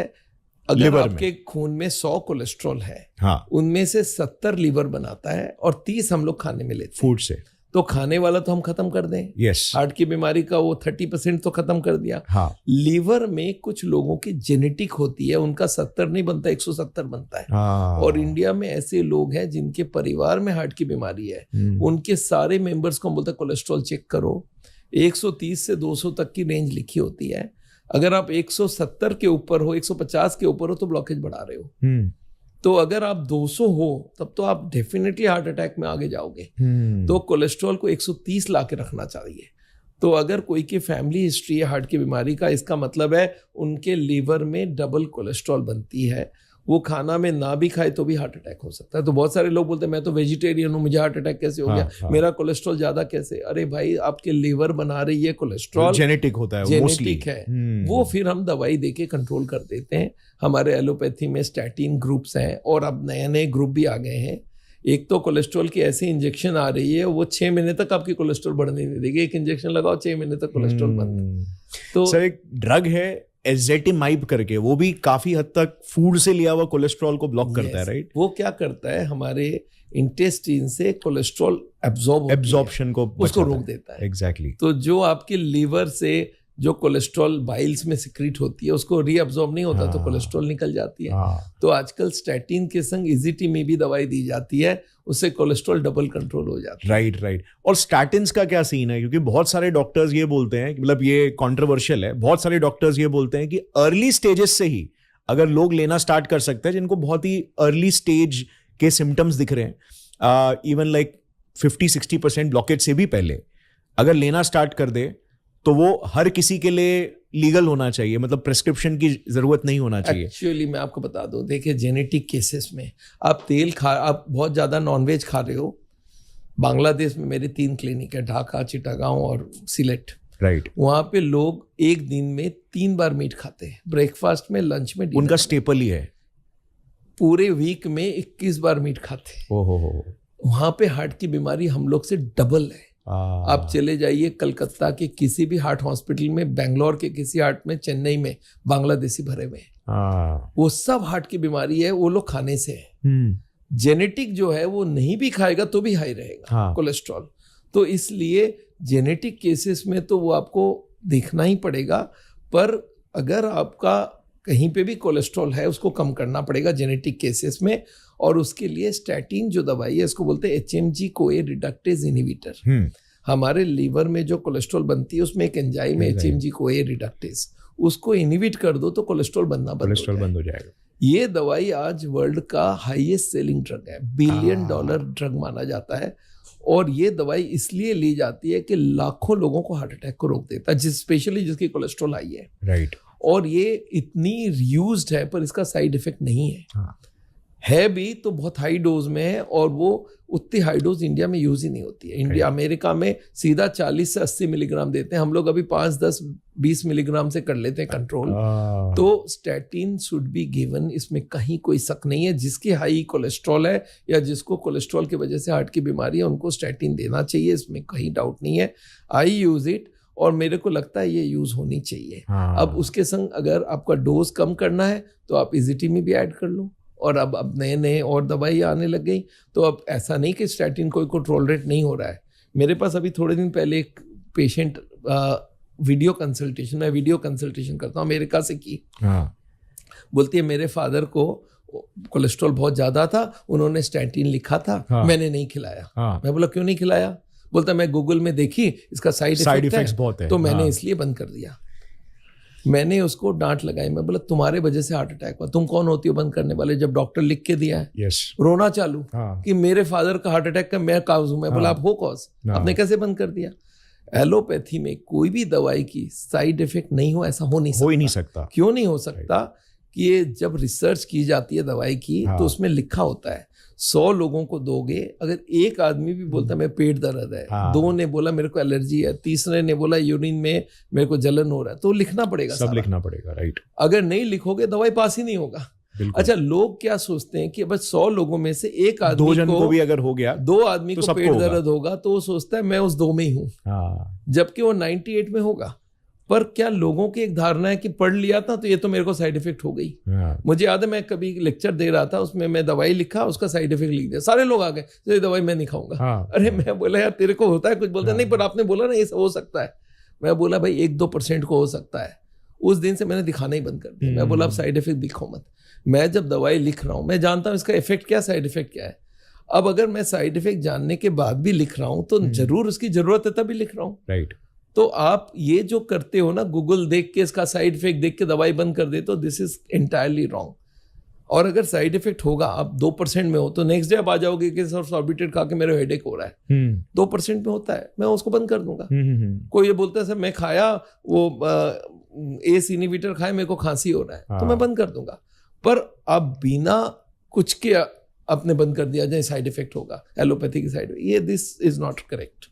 सो वो दवाई छोड़ के कोई दूसरा दवाई ट्राई करा देंगे, बिकॉज बहुत सारे दवाई हैं। कोलेस्ट्रॉल कम करना अपना बेसिक बात है। हार्ट की बीमारी, हार्ट अटैक को अगर रोकना है तो कोलेस्ट्रॉल कम करना पड़ेगा, इसमें कहीं कोई शक नहीं है। राइट। सो राइट, ये जो फियर मॉन्गरिंग दवाइयों को लेकर होता है, ये भी एक बहुत बड़ा प्रॉब्लम है, बिकॉज इससे लोग फिर बाद में ट्रस्ट नहीं कर पाते एक मेडिकल प्रोसीजर को, एक प्रॉपर मेडिकल प्रोसीजर को। नहीं देखिए, जहाँ पे जो चीज में कहीं डाउट नहीं है, वो स्टैटिन आज ब्लड प्रेशर की दवाई नहीं लोगे, ये क्या होता है? साइड इफेक्ट तो हर दवाई की है। एग्जैक्टली। अब ब्लड प्रेशर नहीं लोगे दवाई तो आपका पूरा बॉडी, ब्रेन सब जगह डैमेज होगा। आज ब्रेन में स्ट्रोक हो जाएगी, आज हार्ट ब्लॉकेज हो जाएगी, आज किडनी खराब हो जाएगी। तो दवाई ना लेना तो जो है बहुत ही गलत बात है। अगर आज आपसे कंट्रोल कर रहे हो कर लो। मैं लोगों को बोलता हूँ चलो आपको दवाई नहीं लेना है, आप एक काम करो, मैं अभी दवाई दे के बीपी कम कर देता हूँ, शुगर कम कर देता हूँ, कोलेस्ट्रॉल कम कर देता हूँ। अब आप बाकी चीजों को करो। अगर मेरे रेंज से नीचे ले आओगे तो मैं दवाई कटाने तैयार हूँ। मैं दवाई के वो नहीं हूँ, प्रमोशन के लिए नहीं हूँ, पर मैं रिजल्ट के लिए हूँ। मेरे को आप रिजल्ट ला दो खाने पीने से, मैं अपनी दवाई विड्रॉ करूंगा, पर पहला दिन मैं हार्ट के पेशेंट को दवाई दे के उसको सेव कर लूंगा। राइट। उसकी अगर कोलेस्ट्रॉल हाई है उससे हार्ट अटैक हो सकता है, अगर उसकी ट्राइग्लिसराइड है हार्ट अटैक हो सकता है, अगर उसकी बीपी कंट्रोल नहीं है, शुगर कंट्रोल नहीं है, तो मैं चारों को दवाई से कंट्रोल कर दूं। तो मेरा काम एज ए डॉक्टर ये नहीं है कि हम एकदम हो जाए, रूढ़ीबाजी हो जाए, नहीं, हमें अपने सारे फैक्टर्स को कंट्रोल चाहिए। आपसे नहीं होता, मैं करके देता हूँ। और बाकी एफर्ट लगाओ, आप कम करोगे। मेरे हजारों लोगों के हम बीपी की दवाई बंद कर दिए, शुगर की दवाई बंद कर दिए, क्योंकि उनका बेटर कंट्रोल आने लगा। Right. मेरे को 100 चाहिए शुगर, आप 80 ला के दो, मैं दवाई कम करने तैयार बैठा हूँ। सो बेसिकली सर, जैसे अभी जब भी कोई पेशेंट आता है तो अगर उसके वैल्यूज एकदम वे अबव द चार्ट है तो उसे अभी कुछ कैटास्ट्रॉफी होने से पहले रोकना है। तो दवाइयां दे दिया, तो उसके ब्लड प्रेशर को मैनेज कर दिया, ACA ARB इनहिबिटर्स हो गए। फिर अगर हार्ट रेट्स के प्रॉब्लम है तो बीटा ब्लॉकर्स दे दिया, उसको प्रॉपर कर दिया। फिर उसके बाद अगर कोई दूसरा प्रॉब्लम है तो उस पर्टिकुलर दवाई देके उसको कंट्रोल में ला दिया। बट इन द मतलब ये टेम्पररी सोल्यूशन है। लॉन्ग रन में वो 14 चीजों पर काम करना स्टार्ट करना है, तो और फिर जैसे वो चीज कम पड़ेगी, हाँ, फिर जैसे वो चीजों में इंप्रूवमेंट आने लग जाए तो दवाइयों को धीरे धीरे करके साइडलाइन कर देना है। मेरा काम है कि पहले दिन सेव करो पेशेंट को। आज उसको बोला गया कल हार्ट अटैक हो सकता है, वो ना हो उसका बंदोबस्त कर देना। राइट। मैं बोलता हूँ देखो मेरे साथ चलोगे, मैं दवाई दे देता हूँ, एक एक चीज कंट्रोल कर देता हूँ, और बाकी आपको खाने में जो चेंज चाहिए वो मैं बता दिया हूँ, ये कर लो, कल से वॉकिंग शुरू करो, कल से योगा शुरू करो, स्मोक कर रहे हो तो बंद करो, जर्दा खा रहे हो बंद करो, फ्रूट ज्यादा खाओ, और ये सब करके ही आपका बीमारी ठीक हो जाए। राइट। रिवर्स हो जाए ब्लॉकेज। तो फिर क्यों आप ये ऑपरेशन के चक्कर में हो, क्यों? और बाईपास एंजियोप्लास्टी करने के बाद भी आपको ये सब करना पड़ेगा, नहीं तो बंद होने वाली है। बिल्कुल। तो सर आई थिंक बहुत ही ब्रिलियंट सोल्यूशन है कि एक तरफ हम नेचुरल मेथड्स और एकदम रूट कॉज पे जा रहे हैं और उसको फिक्स कर रहे हैं, फिर सेकेंड लाइन ऑफ ट्रीटमेंट में हम ये जो एलोपैथिक ड्रग्स है इनको बना रहे हैं। तो दोनों के एक सिनर्जेटिक इफेक्ट से ये प्रॉब्लम आराम से सॉल्व हो सकता है कि सर्जरी की जरूरत ही ना पड़े। मेरे प्रोसेस में बोलता हूँ 3 लोग इंपॉर्टेंट है। हाँ। एक फैमिली जो खाना पीना ठीक दे, दूसरा पेशेंट जो वॉकिंग, योगा, स्मोकिंग बंद करे, अल्कोहल बंद करे, तीसरा मैं डॉक्टर जो बाकी चीज़ों को कंट्रोल कर दे, ब्लड को पतला कर दे, एंजाइना कम कर दे, कोलेस्ट्रॉल, ट्राइग्लिसराइड, बीपी, शुगर को आज के दिन कंट्रोल कर दे। अब पेशेंट मेरा सेफ हो गया। अब उसके बाद उसके हार्ट अटैक नहीं होगा, ये बात पक्की हो गई। अब इसके बाद और एडिशनल कोई ट्रीटमेंट है तो हम लोग नेचुरल बाईपास भी कराते हैं, डिटॉक्स भी कराते हैं। पर मैं बोलता हूँ बॉडी को छेड़े बिगर जो काम हो वो कर लो, बॉडी काटो मत। बॉडी को काटोगे वो बॉडी अननेचुरल हो गया। नेचर के संग छेड़खानी ना करो, ये अच्छा है। राइट। सो अभी सर बात करते हैं जैसे ब्लड प्रेशर का। फॉर एग्जाम्पल ब्लड प्रेशर भी एक बहुत बड़ा कॉज है, one of the major cause है जिससे हार्ट अटैक ट्रिगर होता है। बहुत सारे लोगों के ब्लड प्रेशर वैल्यूज ऊपर नीचे होते हैं, उनको पता भी नहीं होता है। थ्रू आउट द लाइफ उनका ब्लड प्रेशर हाई रहा हुआ होता है और उनको बहुत सारी प्रॉब्लम्स हो रही है। ठीक है, शरीर पे अलग अलग प्रॉब्लम्स हो रहे हैं, उनको तनाव हो रहा है, हाइपरटेंशन, ये सब चीजें हो रही है। तो ब्लड प्रेशर एग्जैक्टली कैसे अफेक्ट करता है हार्ट हेल्थ को? मैं बताऊं, ब्लड प्रेशर हमारा 120 सिस्टोलिक और डायस्टोलिक 80 होनी चाहिए। बहुत सारे लोगों की धारणा है उम्र के संग ज़्यादा हो तो मैं तो 100 साल में 200 देना होगा मुझे। तो ये उम्र का कोई चक्कर नहीं है, हर उम्र में 120 ही होना चाहिए। ओके। हमारी जो ट्यूब बनी होती है ना वो 120 प्रेशर के हिसाब से बनी है। ओके।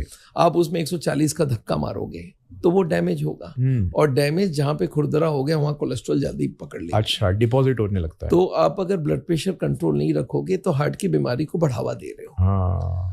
और उसके बाद ब्लड प्रेशर से किडनी खराब होता है, आंख खराब होती है, ब्लड प्रेशर से ब्रेन में पैरालिसिस होती है, स्ट्रोक होती है। हाँ। तो ये सारा तो ब्लड प्रेशर का साइड इफेक्ट है ही। हाँ। अगर आप ये ब्लड प्रेशर को कंट्रोल नहीं करोगे तो मेरा एम है 120-80 ला दो, नीचे वाली उससे भी कम हो दिक्कत नहीं है, ऊपर वाली 120-110 रहे तो बेस्ट है। हाँ। अब इसके लिए क्या क्या करना चाहिए वो सोचते हैं। पहला, ब्लड प्रेशर का सबसे बड़ा कारण है स्ट्रेस। स्ट्रेस को कम करना बहुत ज़रूरी है। उसके लिए हम लोग योग एडवाइस करते हैं, उसके लिए हम एनालिटिकल चेंजेस समझाते हैं कि स्ट्रेस को कैसे कम हो। उसके संग वॉक करो, उससे भी, वॉकिंग से बीपी कम होती है। वजन 10 किलो कम कर दिया तो आपके आधी दवाइयाँ हो जाएगी कम। और अगर आप इसके साथ नमक कम कर लेते हो, बहुत सारा फ्रूट्स और वेजिटेबल खाते हो, तेल घी बंद करते हो, नॉन वेज बंद करते हो, तो ऐसे ही ब्लड प्रेशर कंट्रोल हो जाती है। ओके। तो ब्लड प्रेशर में ये भी एक मिथ है, एक बार दवाई शुरू हो गया जिंदगी भर चलेगी। राइट। ये भी गलत बात है। और एक बार और समझा दूं, कभी ये ब्लड प्रेशर की गोली हो, शुगर की गोली हो, कोलेस्ट्रॉल की गोली हो, ये एक ही दिन काम करता है, इस बात को आपको मालूम होना चाहिए। मैं एक बार समझाना चाहता हूँ गोलियां कैसे काम करती है। एक एलोपैथी की टैबलेट आप मुंह में डाले, स्टोमक में गया, इंटेस्टिन में गया, ब्लड में गई, हाँ। 1 घंटे में ब्लड में पहुंच गया। हाँ। मान लेते हैं हमने ब्लड प्रेशर कम करने के लिए दिया था, हाँ। वो ब्लड प्रेशर कम कर दिया। हाँ। अब वो दवाई ब्लड में है, ब्लड के संग सर्कुलेट करेगा पूरे बॉडी में, किडनी के थ्रू जाएगा। हाँ। किडनी का काम है डिटेक्ट करना कौन सी फॉरेन केमिकल अंदर है। किडनी उसको पकड़ लेता, भाई कौन हो तुम? वो बोलता मैं दवाई हूँ, केमिकल हूँ। बोला बाहर निकलो। किडनी उसको 8 घंटे में अगर निकाल दिया, तो 8 घंटे बाद दवाई का असर खत्म। तो ऐसी दवाई जो 8 घंटे में खत्म होता है, हम लोग को मालूम होता है 8 घंटा चलेगा, तो हम 3 बार लिखते हैं। राइट। जब 12 घंटे में खत्म होती है तो हम 2 बार लिखते हैं। जो 24 घंटा चलते हैं हम 1 बार लिखते हैं। जब हम लिख के देते हैं 1 दिन का 1 गोली, तो इसका मतलब 24 घंटे बाद उस दवाई का असर खत्म है। अगर आप नेक्स्ट दिन नहीं लेते हो तो दवाई का असर खत्म है, बीपी बढ़ जाएगी। तो लोग क्या बोलते हैं, सर मैं ना जब लेता हूं तब कंट्रोल रहता है, जब बंद करता हूं बढ़ जाती है। अरे यार तो नहीं है। तो टेम्परेरी सॉल्यूशन ही है वो। तुम्हें अगर कंट्रोल करना है तो दवाई हर दिन लेना पड़ेगा। पर उसके साथ अगर आप बाकी चीजें करोगे और बीपी कम होने लगे तो मैं दवाई नहीं दूंगा। राइट। पर ये तो नहीं कि आप दवाई 1 दिन खाओगे, 2 दिन नहीं खाओगे, ये नहीं चलेगा। चाहे ब्लड प्रेशर हो, चाहे कोलेस्ट्रॉल हो, चाहे ब्लड शुगर हो, दवाइयां चलेगी लंबा। आप एफर्ट करके उनको कम करना चाहते हो तो मैं बोलता हूँ मेरा 120 बीपी आप 110 ला दो, मैं कम कर दूंगा। पर आप 120 लाए और फिर 2 दिन बाद बंद कर दिया, बोला मेरा बीपी बढ़ गया वापस। अरे बढ़ेगा, एक ही दिन काम करता है दवाई। तो ये कंसेप्ट लोगों के दिमाग में बैठनी चाहिए कि वो दवाई 1 दिन वाली होती है, एक ही दिन काम करेगा। अभी तक ऐसी दवाई नहीं निकली है, एक बार दे दो साल भर काम करेगा, ऐसा नहीं है दवाई। और फिर वो 100 अलग प्रॉब्लम क्रिएट करेगा। वो भी फिर साइड इफेक्ट होगा, हाई डोज में देना पड़ेगा। राइट। तो आपको दवाई लेना है तो लेना। ये बीमारियां 1 दिन की बीमारी नहीं है। जैसे एंटीबायोटिक है, 5 दिन लो, बीमारी ठीक हो गई, बंद कर दिया। राइट। ये बीमारी लंबा चलेगा तो आपको लंबा दवाई लेना पड़ेगा, इसमें कहीं शक नहीं है। सो दवाइयाँ बेसिकली वो बफर टाइम दे देती है कि आप रूट कॉजेस पे फोकस करो, अपनी लाइफस्टाइल को बदलो ताकि आप रूट लेवल से वो प्रॉब्लम्स को सॉल्व करो, फिर धीरे धीरे दवाइयों को हटाना स्टार्ट पड़ने लगेगी। राइट। तो सर आपने स्ट्रेस के बारे में बोला, आज आई थिंक स्ट्रेस भी एक बहुत बड़ा फैक्टर हो चुका है पूरे, मतलब सिटीज में तो हो ही चुका है, लेकिन मेरे ख्याल से अभी ये जो स्ट्रेसफुल कल्चर है ये अभी टियर 3 टियर 4 सिटीज में भी अभी आ ही रहा है। तो स्ट्रेस से एग्जैक्टली कैसे हार्ट हेल्थ खराब हो रही है और हार्ट अटैक क्रिएट हो रहा है? मैं आपको बताऊं, स्ट्रेस जो होता है ना, स्ट्रेस है क्या पहले ये समझते हैं। स्ट्रेस है कि मैं जैसा चाहता हूं ऐसे ना हो। हाँ। तो ये स्ट्रेस है। मैं जो चाहता हूं वही सुबह से शाम तक होता रहे तो स्ट्रेस है ही नहीं। राइट। मैं जो चाहता हूं वो नहीं हो रहा है। हाँ। अब इसमें 2 फैक्टर है, क्या हो रहा है और मैं क्या चाहता हूं। यस। क्या हो रहा है वो मेरे कंट्रोल में नहीं है। मेरा बेटा, मेरा भाई, मेरा दोस्त, मेरा एम्प्लॉइज, मेरा एम्प्लॉयर, ये मैं कंट्रोल नहीं कर सकता। XYZ। अब आप अपने एक्सपेक्टेशन को चेंज कर लोगे तो आधी स्ट्रेस कम हो जाएगा। आप दुनिया को बोल रहे हो मेरे हिसाब से चेंज हो, वो नहीं होगा। आप अपने आप को चेंज करने लगोगे। हर जगह चेंज नहीं करो, छोटे मोटे जगह कर दो। छोटे मोटे जगह मतलब आधा स्ट्रेस 0 नहीं हो सकता, ये भी बात बता दूं। क्योंकि ना मेरा स्ट्रेस 0 ना आपका रहेगा ना किसी का रहेगा, स्ट्रेस तो रहेगा। स्ट्रेस अगर 0 कर दूं तो आदमी काम करना बंद कर देगा, मोटिवेशन ही नहीं रहेगा किसी चीज का। वो बोलेगा क्यों काम करूं भाई। बोला खाओगे क्या, बोले नहीं खाऊंगा, लेथार्जिक हो जाएगा। वो बोलेगा मुझे नौकरी चलिए, बोले जाने दो। हाँ, जाने दो। तो ऐसा नहीं चलेगा। आज लाइफ में रहोगे तो स्ट्रेस तो रहेगा। कोई आपका प्रॉपर्टी छीन लेगा, आप दे दोगे, जा ले जा। तो स्ट्रेस तो रखना पड़ेगा, पर छोटे मोटे वाले बंद कर दो। छोटे मोटे क्या होता है, ये सामान यहाँ क्यों रखा हुआ है, ये गंदा क्यों है, ये तुम 2 मिनट लेट क्यों आ गए, तुम ऐसे कैसे बोल दिए। इससे आपकी लाइफ में कोई फर्क नहीं पड़ता। सामान यहाँ हुआ क्या फर्क पड़ता है लाइफ में, पूरा फर्क नहीं पड़ेगा। ये छोटे मोटे वाले बंद कर दो, बड़ा वाले रखना पड़ेगा। आज पैसे नहीं कमाऊंगा तो खाऊंगा क्या, वो बड़ा स्ट्रेस है। तो बड़े बड़े स्ट्रेस रखो, छोटे मोटे आलोचना, क्रिटिसिज्म, ये सब छोड़ दो, उससे आधी स्ट्रेस कम हो जाती है। स्ट्रेस जब होता है तो हमारा ब्लड प्रेशर बढ़ता है, एड्रेनालिन करके केमिकल निकलती है, हमारा शुगर बढ़ता है, हमारे मसल्स कॉन्ट्रैक्शन बढ़ता है, हमारे हार्ट की स्पीड बढ़ती है, हमारी कोलेस्ट्रॉल बढ़ती है, ट्राइग्लिसराइड बढ़ती है, एचडीएल गुड कोलेस्ट्रॉल कम हो जाती है। तो स्ट्रेस हमारे कम से कम 8-9 फैक्टर को कंट्रोल कर लेता है। और स्ट्रेस बढ़ा, अच्छा स्ट्रेस का एक और प्रॉब्लम है, मेजरमेंट नहीं होता है। आप पूछो भाई कितना किलोग्राम स्ट्रेस है, कितना मिलीग्राम स्ट्रेस है, ऐसा कुछ है ही नहीं, कोई मेजरमेंट नहीं है, तो डॉक्टर्स बात ही नहीं करते इसके बारे में। राइट, हार्मोन्स की उथल फुथल हो जाती है बट कोई मेजर नहीं कर सकता। भाई इतना किलो स्ट्रेस है मेरे को, इतना टन स्ट्रेस है, इतना किलोमीटर स्ट्रेस है, ऐसा नहीं होता। तो स्ट्रेस को कम करने के लिए आपको करना होगा मेडिटेशन, छोटे मोटे चीजों को चेंज करना पड़ेगा, अपने दिमाग को रीसेट करना पड़ेगा, एक्सपेक्टेशन को चेंज करना पड़ेगा, तब जाके स्ट्रेस कंट्रोल होगा। तो हम हार्ट के पेशेंट को इसका भी ट्रेनिंग देते हैं। हमारे स्ट्रेस मैनेजमेंट के बहुत सारे लेक्चर्स हैं, हमारे साउल चैनल में मिलेगा। उससे हम बोलते हैं आप स्ट्रेस को कम करो, जीरो नहीं होगा, you reduce the stress. Management करना सीख लो। तुम 2 हाथ से काम नहीं करो, 12 हाथ से काम करवाओ, लोगों से काम कराओ, स्ट्रेस कम होगी। तो स्ट्रेस आज पूरे इंडिया में नहीं, पूरे वर्ल्ड भर में बढ़ रही है, क्योंकि रिसोर्सेज कम हो रहा है, कंपटीशन बढ़ रहा है, स्ट्रेस रहेगा। इसको रोक नहीं सकते, पर स्ट्रेस कम कर दोगे तो बहुत सारे फैक्टर कम होगा। और मैंने देखा है लोगों को, जब हम लोग एजुकेट करते हैं स्ट्रेस के बारे में, बहुत फर्क पड़ता है। बीपी धड़ाक से कम होती है, शुगर धड़ाक से कम होती है। तो स्ट्रेस कम करो, उसके लिए योगा बहुत काम की चीज़ है, मेडिटेशन बहुत काम की चीज़ है। वो क्या करता है, हमारे एड्रेनलिन लेवल को कम कर देता है, हमारे ब्रेन में अल्फा वेव्स बनाता है। तो अगर आप 10 मिनट में मेडिटेशन करते हो, आधा घंटा योगा करते हो, वॉक में भी स्ट्रेस कम होती है। तो these are all contributed to each other. तो स्ट्रेस मैनेजमेंट हार्ट की बीमारी का कंट्रोल में बहुत काम करता है। सर, एक्सरसाइज और ऐसे चीज़ों का, जैसे बोलते हैं कार्डियोवैस्कुलर एक्सरसाइजेस होते हैं, जॉगिंग करना, तो ये सारी चीज़ें क्या ये हार्ट हेल्थ के लिए अच्छी होती है? क्या इससे हार्ट अटैक्स को रोका जा सकता है? देखिए, एक्सरसाइज चाहिए हमारे बॉडी में। देखिए, हम लोग 24 घंटे में 1 घंटा भी हम टाइम नहीं देते एक्सरसाइज के लिए। तो एक्सरसाइज की जरूरत है। आदमी बोलता है चलो एक तो हुआ, एक्सरसाइज कितना होना चाहिए। मैं बोलता हूँ देखो, जो हार्ट का पेशेंट नहीं है उसको तो जॉगिंग वॉगिंग में अलाउ कर दूंगा, पर जो हार्ट का पेशेंट है उसको मैं वॉकिंग ही अलाउ करूंगा। तो वॉकिंग उस स्पीड में करो जिसमें आपको तकलीफ ना हो, एंजाइना ना हो, ब्रेथलेसनेस ना हो, उस स्पीड में चलो, आधा घंटा चलो। और उसके संग, उसको बोलते हैं fitness exercise. Cardio exercise is fitness exercise. उसके संग फ्लेक्सिबिलिटी बनाने के लिए हम योगा करवाते हैं। योगा करेंगे तो फ्लेक्सिबिलिटी बढ़ेगा, स्ट्रेस कम होगा और फिटनेस बढ़ेगी वॉकिंग से। जॉगिंग या स्पोर्ट्स खेलेगा हार्ट का पेशेंट तो उसको हार्ट अटैक होने के चांस है। सीवियर एक्सरसाइज कर लिए हार्ट अटैक प्रेसिपिटेट हो सकती है।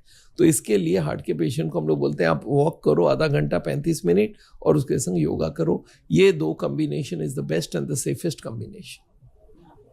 सो कार्डियोवैस्कुलर एक्सरसाइजेस कार्डियो प्रोटेक्शन तो करती है, पर देखना पड़ेगा कौन हार्ट का पेशेंट है कौन नहीं है। अच्छा, और किसको किस इंटेंसिटी में करना चाहिए, वो इंटेंसिटी कम करना होगा अगर हार्ट का पेशेंट है, और अगर हार्ट का पेशेंट नहीं है तो इंटेंसिटी बढ़ाए, वो भी फायदा करेगा। राइट। ओके, अब सर जैसे थोड़ा सा सर्जरी के बारे में बात करते हैं, heart surgery. So you specialize in non invasive treatment, मतलब आपको ऐसा लगता है और आपने प्रूव करके भी दिखाया है लैक्स ऑफ पेशेंट्स पर कि सर्जरी की एक्चुअल में जरूरत पड़नी ही नहीं चाहिए अगर आपने पहले से ही प्रिवेंटिव क्योर लिया। बट सर्जरी के बारे में थोड़ा बात करते हैं, तो सर्जरीज जो होती है हार्ट की, वो एग्जैक्टली कैसे होती है और क्यों वो सर्जरीज, मतलब जो है उसमें ज्यादा प्रॉब्लम्स क्रिएट होते हैं from a long term view के साइड से देखा जाए तो लॉन्ग टर्म में वो ज्यादा हार्म करती है एज कंपेयर टू। देखिए, पहले समझते हैं ये हार्ट की सर्जरी करता क्या है। एक ट्यूब आपने ब्लॉक किया, चर्बी डाल के, खाना पीना गलत करके, वो ट्यूब 80-90 ब्लॉक हो गई, उसके जगह एक नई ट्यूब लगवा दी। वो नया ट्यूब आपको बाजार से नहीं मिलेगा, बॉडी के कहीं पार्ट से खोल के उसको लगाना पड़ेगा। मतलब अगर देखूं, शहर की रोड को बचाने के लिए अपने गांव की रोड लाके यहाँ डाल दिया, और गांव में तो तकलीफ होगा, जहां से ट्यूब काट लोगे वो जगह तकलीफ होगा। अभी जो नई ट्यूब है ये ओरिजिनल के बराबर नहीं है। ब्लॉकेज बनता है 40 साल में, बाईपास के बाद 40 साल की कभी गारंटी नहीं होती, वो 2 साल 5 साल में बंद हो जाती है, क्योंकि डुप्लीकेट ट्यूब, ओरिजिनल नहीं है। तो वो जो नई ट्यूब लगा दी, आपको भाई कचरा डाल रहे थे, आप उसको रोके नहीं और नया ट्यूब लगा दिया, नया फिर बंद कर दोगे कचरा डालोगे तो, और वो जल्दी ब्लॉक होगा। अगर 5 साल चलती है, 5 साल बाद 80 ब्लॉक होती है, तो कितनी परसेंटेज हो गई? 18% पर ईयर हो गई। और जबकि ओरिजिनल ट्यूब 2% पर ईयर था। तो मैं इसलिए रेफर नहीं करता। मैं बोलता हूँ देखो अगर आप लाइफस्टाइल से ब्लॉकेज को रिवर्स कर लेते हो, आदमी बाईपास क्यों मानता है? क्योंकि उसको ये बोला जाता है अगर नहीं कराओगे हार्ट अटैक होगा। हाँ, हार्ट तो सर बाईपास सर्जरी का एक बेसिक साइंस एक्सप्लेन कर देंगे कि किस तरीके से ट्रीटमेंट किया क्या जा रहा है? करते हैं, जैसे एक ट्यूब ब्लॉक है, हाँ 80% ब्लॉक है, हाँ कार्डियोलॉजिस्ट के पास आप पहुंचे, हार्ट सर्जन के पास पहुंचे, उन्होंने बोला ये हार्ट अटैक कर सकता है। कब होगा? जब वो पर्दा फटेगा, उसमें क्लॉट आएगा तो हार्ट अटैक होगा। पर वो बोल देते हैं कल ही होने वाला, आज ही होने वाला है, अब घर पहुंचोगे उससे पहले होने वाला है। ये उनको भी नहीं मालूम होता कब होने वाला होता है, पर बोल देते हैं it's a very high risk, anything can happen any time. तो आदमी डर जाता है कि हार्ट अटैक होने में 2 ही मिनट रह गया है। जबकि आप देखोगे ब्लॉकेज को 70, 80, 90 लिखा जाता है। 70 ब्लॉकेज के बाद 71 भी होना चाहिए, 72 भी होना चाहिए, पर वो 80 है, 90 है। ये फिगर से एबनॉर्मल है, हो ही नहीं सकता। एक ब्लॉकेज 70 में, 80 में, 90 में कैसे संभव है? भाई 71 भी हो सकता है। तो ये रफ फिगर होता है 70, 80, 90। पर डॉक्टर एक श्योर बोलता है कि हार्ट अटैक होने में 2-4 मिनट ही रह गए। ये जानबूझ के बोला जाता है क्योंकि वो पेशेंट के ऊपर प्रेशर क्रिएट हो, फैमिली पे प्रेशर क्रिएट हो कि ऑपरेशन करना बहुत जरूरी है, नहीं तो हार्ट अटैक होने वाला है। अब उस बात से वो मान जाता है। अब डॉक्टर को बाईपास में करना क्या है? पहले 2-3 जगह बाईपास करेंगे तो 2-3 जगह से ट्यूब काटना पड़ेगा। हाथ से काटेंगे, पैर से काटेंगे, बाजार से नहीं मिलेगा ये ट्यूब। अब इसको डालने के लिए चेस्ट को काटना पड़ेगा, इसको खोलना पड़ेगा। अब हार्ट ऐसे मूव कर रहा है, उसमें स्टिचिंग प्रॉब्लम है, तो हार्ट को रोकना पड़ेगा। एक मशीन से पूरे बॉडी को चलाना है, उसमें वो ऑपरेशन होगा। अब वो जो नई ट्यूब लगेगी वो कितने दिन चलेगा उसका भी भरोसा नहीं है। और जिस वक्त ऑपरेशन हो रहा है, मशीन से पूरा बॉडी चल रहा है, उसका ब्रेन को डैमेज होता है, पूरे बॉडी को डैमेज होती है। और जो कटिंग हुई है वो कभी वही का वही नहीं होता है। मैं लोगों को बोलता हूँ नेचर को छेड़खानी से पहले एक बात सोचो, नेचर को वैसे का वैसा बना सकोगे? एक फूल को तोड़ देता हूँ, आप लगा के दिखा दो। एक अनार के दाने को खोल लो, फिर से पैक करके दिखा दो। ये पूरे बॉडी को खोल के जब पैक करोगे वो सेम टू सेम नहीं रहेगा, नहीं होगा। और उसकी कॉम्प्लिकेशन हजारों है। इतनी बड़ी ऑपरेशन है, उस वक्त ब्रेन डेड होने के चांसेस है। तो मैं लोगों को बोलता हूँ ऑपरेशन जरूरत नहीं है तो ना कराओ। और जरूरत कब होगी? जब आप ब्लॉकेज बढ़ाने के लिए रेडी बैठे हो कि मैं तो ब्लॉकेज बढ़ाऊंगा, तो कभी ना कभी तो हार्ट अटैक होगा। तो most of the surgeries are done under pressure, और वो इमरजेंसी क्रिएट किया जाता है कि आपको बस होने वाला हार्ट अटैक। मेरा एक पेशेंट था, बोला सर मेरे को ऐसे ही बोला था कि बस 2-4 मिनट ही है। मैं बोला देखो मैं समझ गया, पर मेरे को 1-2 दिन तो पैसे लाने लगेगा। तब उन्होंने इमीडिएटली स्टैंड चेंज किया, बोला नहीं 2 दिन बाद आप पैसे लाओ तब कर देंगे, अब रुक जाएगा हार्ट अटैक। अब ये 2 दिन तो उसको बच गया हो, अब हार्ट अटैक नहीं होगा 2 दिन। एक और पेशेंट बोला सर मैं उनको बोला कि देखो मेरे को 1 महीना लग जाएगा, मैं प्रोविडेंट फंड से लोन लेके पैसे लेके आऊंगा, तो उन्होंने 2 महीना का टाइम दे दिया। तो इसका मतलब क्या है कि ये क्राइसिस क्रिएट किया जाता है हॉस्पिटल में कि आप बहुत जल्दी ऑपरेशन कराओ, टाइम नहीं है आपके पास। जबकि ये ब्लॉकेज परसेंटेज ही उनको नहीं मालूम पक्का। 70 है, 80 है, राउंडेड ऑफ फिगर है। और 70 और 80 में कितना साल का फर्क है? मतलब 5 साल की फर्क होती है। तो 1 साल में आदमी 2% से प्रोग्रेस होता है। तो आप ये सोच के चलो 70 और 80 बोल दिया, या 70 या 80, डॉक्टर टू डॉक्टर 80-70 भी चेंज हो सकता है। तो ये डॉक्टर के जो पूरी प्रोसेस है वो थोड़ा इसमें इकोनॉमिक कंसीडरेशन की वजह से ये सारा काम हो रहा है। सर ये मतलब मेडिकल फील्ड के कॉर्पोरेटाइजेशन की वजह से आपको लगता है? हॉस्पिटल के तरफ से प्रेशर होता है, टारगेट्स होती है डॉक्टर्स को कि तुम्हें इतनी सैलरी दी गई है, उतना पैसा आप रिकवर करके दोगे। It's known to everybody. Corporate होने से प्रेशर पड़ेगा, एम्प्लॉइज से उनको एक्स्ट्रा लेना। सेल्स टारगेट, रॉ मटेरियल कौन है हार्ट के पेशेंट्स के? देखिए फैक्ट्री में रॉ मटेरियल होता है अलग, कॉर्पोरेट हॉस्पिटल का रॉ मटेरियल है पेशेंट। जिस तरीके से तेल की कंपनीज भी कस्टमर को चिपका रही है तेल मार्केटिंग करके, उस तरीके से कॉर्पोरेट हॉस्पिटल्स भी तो कस्टमर मैं ये समझता हूँ कोई आदमी को। अब अच्छा एक और चीज देखिए, अमेरिका में चले जाइए यही प्रोसेस है, पर आप कनाडा में चले जाइए उतनी एडवांस्ड है, आप ब्रिटेन में चले जाइए वहाँ बाईपास सर्जरी आज का आज नहीं हो सकता। क्यों? कि वहाँ सरकार पे कर रहा है सारा। यहाँ पे प्राइवेट है तो पैसे मिलेंगे हॉस्पिटल को, कॉर्पोरेट हॉस्पिटल को। इन्होंने ब्रिटेन में क्या कर दिया, सारा NHS है। तो उसने बोला आपकी 80 ब्लॉक है, आपका बाईपास सर्जरी होगा, पर अभी 1 साल वेटिंग है, आप वेट कर लो 1 साल, तब तक खाना पीना चलते रहो। हाँ। मतलब सेम एडवांस कंट्री है जहाँ पे प्रोसेस उन्होंने रख दिया कि डॉक्टर को पैसे उतने ही मिलने हैं, वो करे या ना करे। हाँ। वहाँ बाईपास सर्जरी की कोई जल्दी नहीं होती है। राइट। कनाडा में 1 साल वेटिंग की रहेगी। हाँ। कि ठीक है आपका बाईपास करना है, हाँ। आप लाइन में आ जाओ, स्टेंट लगाना है, लाइन में आ जाओ, क्योंकि सरकार पे कर रही है और कोई को डॉक्टर को कुछ मिलना नहीं है। यस। तो वहाँ वेट कर सकता है। यहाँ पे कॉर्पोरेट हॉस्पिटल है, प्राइवेटली रेज्ड आ रहा है पैसा, तो यहाँ पे आज ही करना पड़ेगा, अमेरिका में आज ही करना पड़ेगा।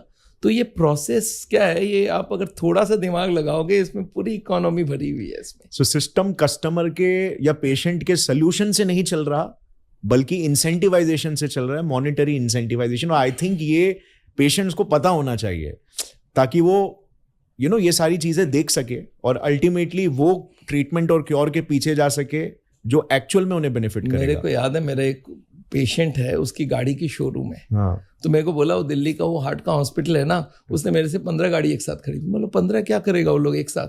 बोला नहीं, जो डॉक्टर टारगेट अचीव किया सबको एक एक गिफ्ट मिलेगी, इंसेंटिव। तो आप ये समझ लीजिए टारगेट का बात है इसमें। And I know it's looking bad, but it is a fact. मैं फेस कर रहा हूँ। हर पेशेंट कल तक ठीक था, आज हॉस्पिटल गया, भाई एंजियोग्राफी हुई, आप सिटी एंजियो भी तो करा सकते हो, उसमें भी ब्लॉकेज पता चलेगा। वो रेडियोलॉजिस्ट करता है, आदमी आके बोलता है सर मेरा 80 ब्लॉकेज है, 70 ब्लॉकेज है। मैं बोला कल भी था आज भी है, क्या दिक्कत है? हाँ। वही एंजियोग्राफी या कार्डियोलॉजिस्ट जब कर लेता है हॉस्पिटल में, तो उसके ऊपर प्रेशर पड़ जाती है कि 80 है, अभी ऑपरेशन करना पड़ेगा, क्योंकि ही नोज कि ये रिपोर्ट करना मेरा मेन काम नहीं है। आगे हमारे इस आदमी को अगर मैं कन्विंस कर लूं तो ऑपरेशन का केस बनता है, उस पर पैसे और ज्यादा आएंगे, अपसेलिंग हो जाएगी। तो वो करते हैं इसलिए कि ऐसा होना नहीं करे बगैर उनको ऑपरेशन का नहीं नंबर बढ़ेगा तो हॉस्पिटल उसको निकाल भी सकता है। एक डॉक्टर है, अभी थोड़े दिन पहले उन्होंने एक इसके ऊपर किताब लिखा है, उसका नाम है समीर जवाहर, और उस किताब का नाम है डॉक्टर ईडी।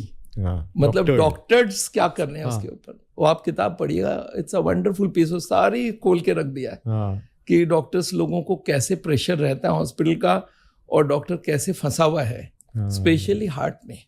बाकी में उतनी नहीं है, पर है कुछ कॉर्पोरेटाइजेशन का साइड इफेक्ट है। ये अच्छी बात है कि आप जाओगे जब ट्रीटमेंट मिल जाएगा, पैसे हैं तो कुछ भी करा सकते हो, इंश्योरेंस तो आपको हो जाएगा। तो पर ये बीमारी का जड़। और एक बात और सोचते हैं, इंडिया में आज के दिन हम लोग कैलकुलेट कर रहे हैं 7, 8, 10 करोड़ पेशेंट्स हैं। बाईपास सर्जन्स कितने करेंगे surgery? 5 lakh per year. Bypass surgery angioplasty मिला के इंडिया में 5 से 6 लाख लोग करते। बाकी लोगों का क्या होगा? मर जाएंगे वो लाइफस्टाइल से चेंज। तो ये जो क्या हॉस्पिटल में जो पहुंच गया क्रीम, उसकी ऑपरेशन हो जाती है, राइट। और बाकी लोग दवाई लेके चला ही रहे। तो दवाई लेके चलाने वाले बहुत बैठे हैं, बट दवाई के संग अगर लाइफस्टाइल चेंज कर ले तो दवाई की मात्रा भी कम होगी, हार्ट अटैक भी नहीं होगी। एक और एग्जांपल दे दूं, फिनलैंड एक कंट्री है, आज के दिन में यूरोप का सबसे लोएस्ट हार्ट अटैक है। क्यों है? उन्होंने एक नॉर्थ कैरेलिया स्टेट है, वहाँ पे 1,60,000 पॉपुलेशन थी। वहाँ पे जो हार्ट अटैक होता था, उन्होंने उनके एक एक आदमी को पकड़ के हार्ट के बारे में एजुकेट करवाया, घर जा जा के एजुकेट कराया, और उन्होंने दिखाया 5-7 साल बाद उनके हार्ट अटैक की स्पीड 85% खत्म हो गई। हार्ट अटैक होने ही बंद हो गया, 85% कम हो 15% में आ गई। फिर उन्होंने पूरे फिनलैंड में लागू किया। इसका नाम है नॉर्थ कैरेलिया स्टडी, आप गूगल करो दिखेगा। सो दे सिर्फ एजुकेशन से 85% हार्ट अटैक कम हो गई। तो आप समझ लो बाईपास भी 85% कम हो जाएगी। तो what is needed is education. तो हम लोग भी प्लान कर रहे हैं इंडिया के एक एक आदमी को हार्ट के बारे में एजुकेशन। आपने जो ये आज मुहिम लिया है कि भाई लोगों को एजुकेट करना हार्ट के बारे में, ये बहुत इंपॉर्टेंट है। आम आदमी तक बात पहुंचनी चाहिए कि भाई हार्ट की बीमारी में हार्ट अटैक आपके वजह से है, आप उसको कंट्रोल कर सकते हो, ऑपरेशन की जरूरत नहीं, और ऑपरेशन के बाद भी करोगे तो फिर ब्लॉक हो जाएगी। बिल्कुल बिल्कुल, वही बात है। मेन रूट आपका लाइफस्टाइल है। ये टेम्पोररी मेजर्स है, ये पैलिएटिव सर्जरी है कि जी आपका बीमारी मैं रोक नहीं रहा हूँ, एक ट्यूब लगा के टाइम दे रहा हूँ। ये ट्यूब जब तक ब्लॉक ना हो तब तक आपके पास टाइम है। लोगों का 1 साल में ब्लॉक हो जाती है वापस। तो ultimately lifestyle is the key, उसको करना पड़ेगा। एंजियोप्लास्टी की भी वही बात है। ओके, सो सर ट्रैक कैसे रख सकते हैं? मतलब अगर कोई एक लेट्स से 30-35 इयर्स का आदमी है, ठीक है, तो ट्रैक कैसे रख पाएगा कि उसके हार्ट का हेल्थ कैसा है? देखिए, पहले तो हम लोग बोलते हैं जितने ब्लॉकेज के कारण हैं, खाना पीना, lifestyle, blood pressure, sugar, cholesterol, इनको कंट्रोल करते ही आप ट्रैक रख सकते हो कि मेरा कंट्रोल आज ब्लॉकेज बढ़ रहा है या नहीं बढ़ रहा है। हाँ। और अभी तक क्या हुआ उसको जानकारी करनी है, तो आजकल एक बहुत सिंपल टेस्ट आ गई है, उसका नाम है सीटी कोरोनरी एंजियोग्राफी। आगे जब एंजियोग्राफी की जाती थी तो एडमिट कर तो तार घुसाई जाती थी बॉडी के अंदर, एक कैथेटर बोलते हैं इसको। हाँ। सिंपल फॉर्म में तार है, ये तार 1 मीटर तक बॉडी के अंदर जाएगी, तो स्क्रैच करेगा अंदर। हाँ। रिस्क है उसका। हाँ। और उसके लिए एडमिट भी करना पड़ेगा, क्योंकि एडमिट नहीं करके किया और कुछ बीच में हार्ट अटैक हो गई, कोई पंक्चर हो गई, तो आदमी मर सकता है। हाँ। तो ये टेस्ट ऑपरेशन से कोई छोटा नहीं है। हाँ। हाँ। तो आम आदमी कभी नहीं कराता था। कोई को बोलो भाई मेरे को पेट में दर्द हो रहा है तो मैं पेट काट के चेक करूंगा, बोलेगा सर दर्द कम हो गया। तो ऐसे ही होता है हार्ट हाँ। का पेशेंट, कभी वो तार वाली, अगर उसको खाली चेक कराना है, हाँ। वो बोलता है कैसे करोगे, बोलता है एडमिट करूंगा, तार घुसाऊंगा। हाँ। बोलता है सर अभी मैं ठीक हूं, अभी नहीं हो गया। कराऊंगा। हाँ।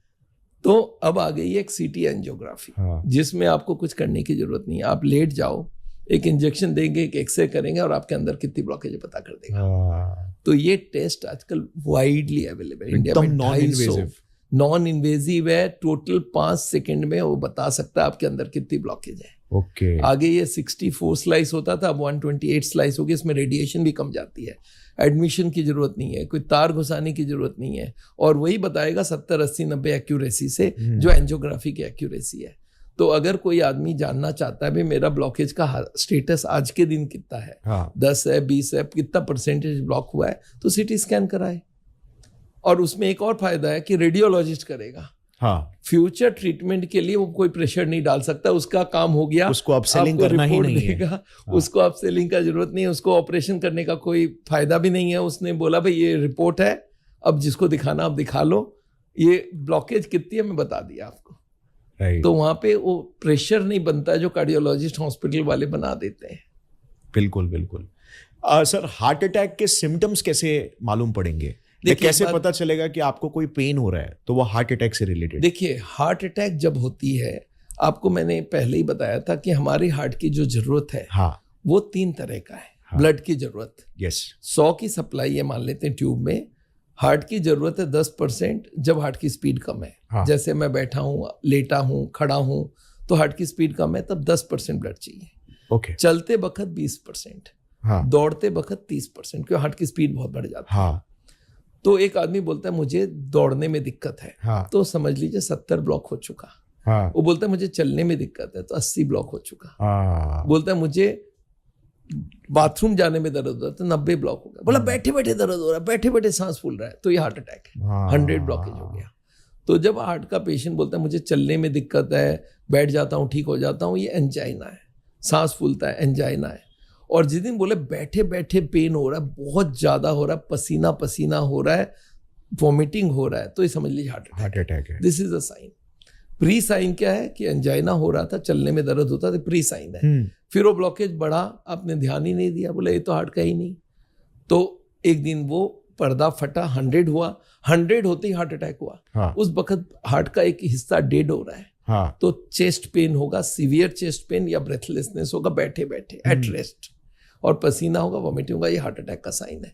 आप ये समझ जाइए 100 ब्लॉकेज हो चुका है उस वक्त। इसको अगर प्रूफ करना है आपको कि ये हार्ट अटैक है, तो आपको एक टेस्ट कराना जिसका नाम है ECG, और एक कराना ट्रोपोनिन आई या ट्रोप्टी टेस्ट, ये ब्लड से होता है। हाँ। जैसे ही हार्ट का अटैक होता है, हार्ट के मसल्स डैमेज होने लगते हैं, केमिकल निकलता है, वो केमिकल ट्रोपोनिन माना जाता है, उसको टेस्ट किया जा सकता है। एक स्लाइड में 1 बूंद ब्लड डाल दो, वो आ जाएगा पॉजिटिव।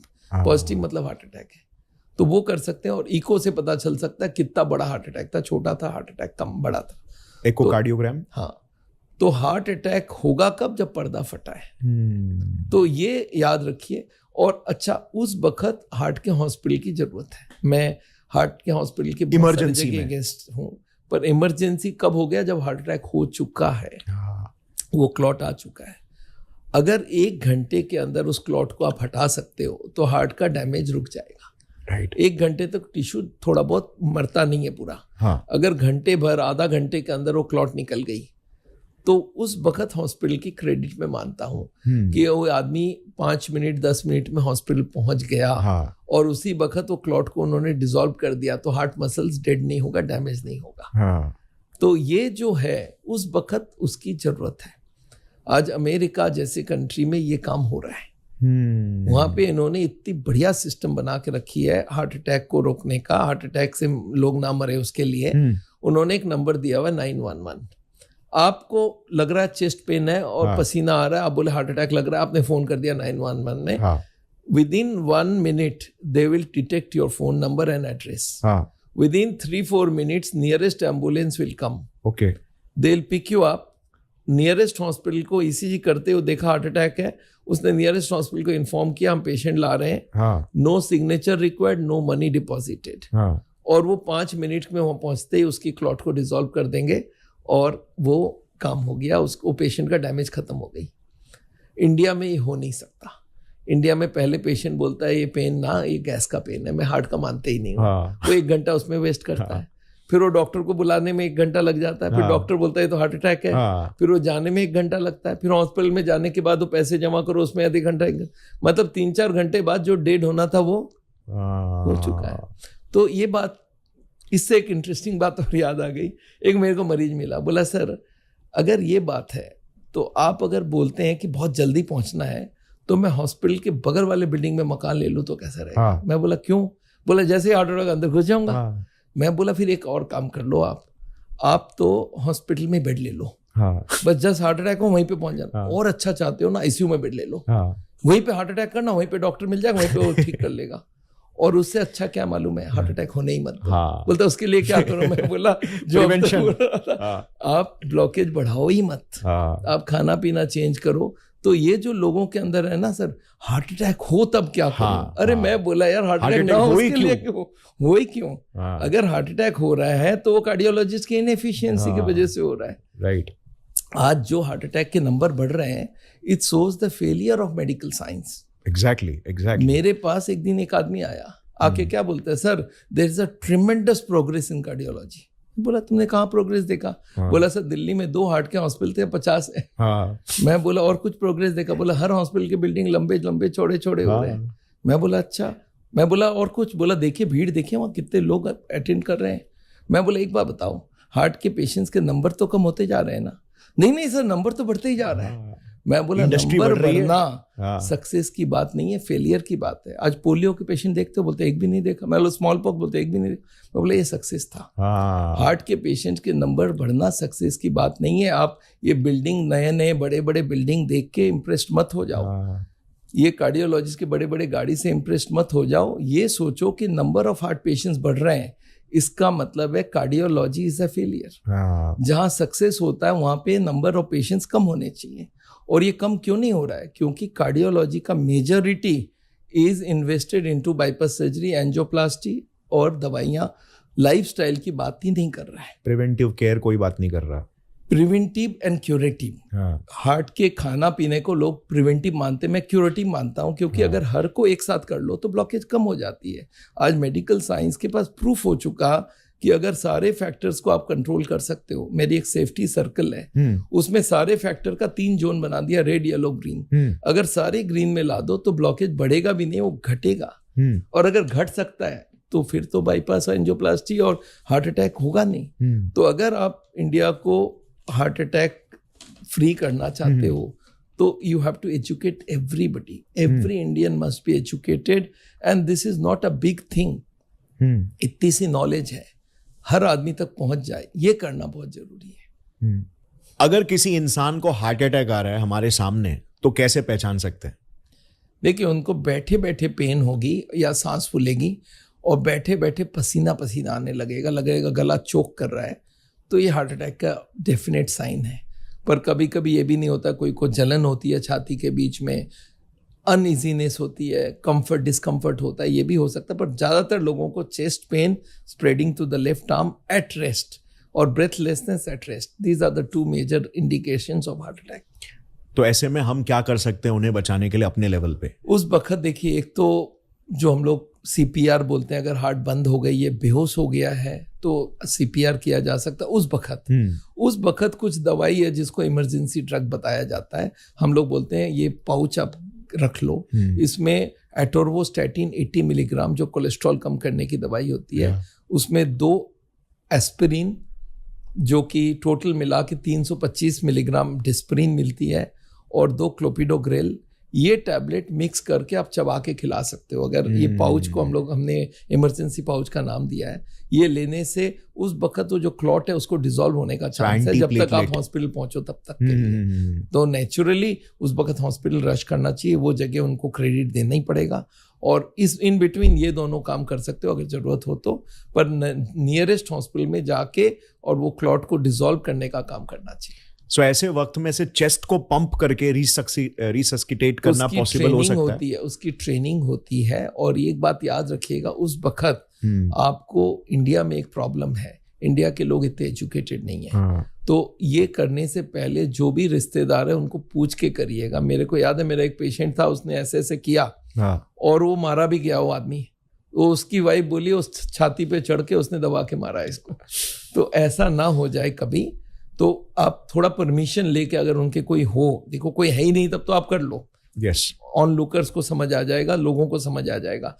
पर अगर कोई रिश्तेदार है उनको बोलो देखो मैं CPR कर रहा हूँ और ये स्टैंडर्ड है, मैंने ट्रेनिंग लिया है।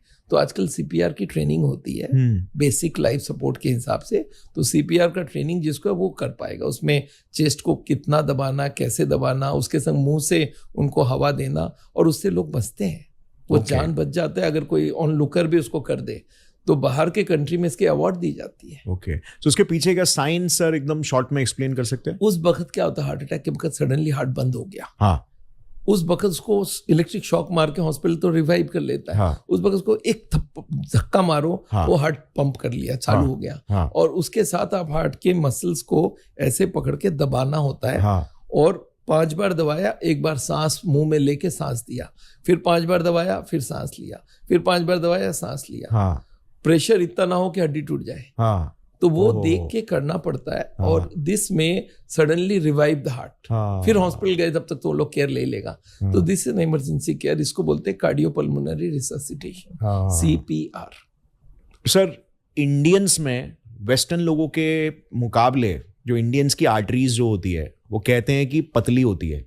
सो वेस्टर्न लोगों की आर्टरीज मोटी होती है, तो इंडियंस की पतली होती है, तो इस वजह से we are more prone to these cardiovascular diseases. ये फैक्ट्स है।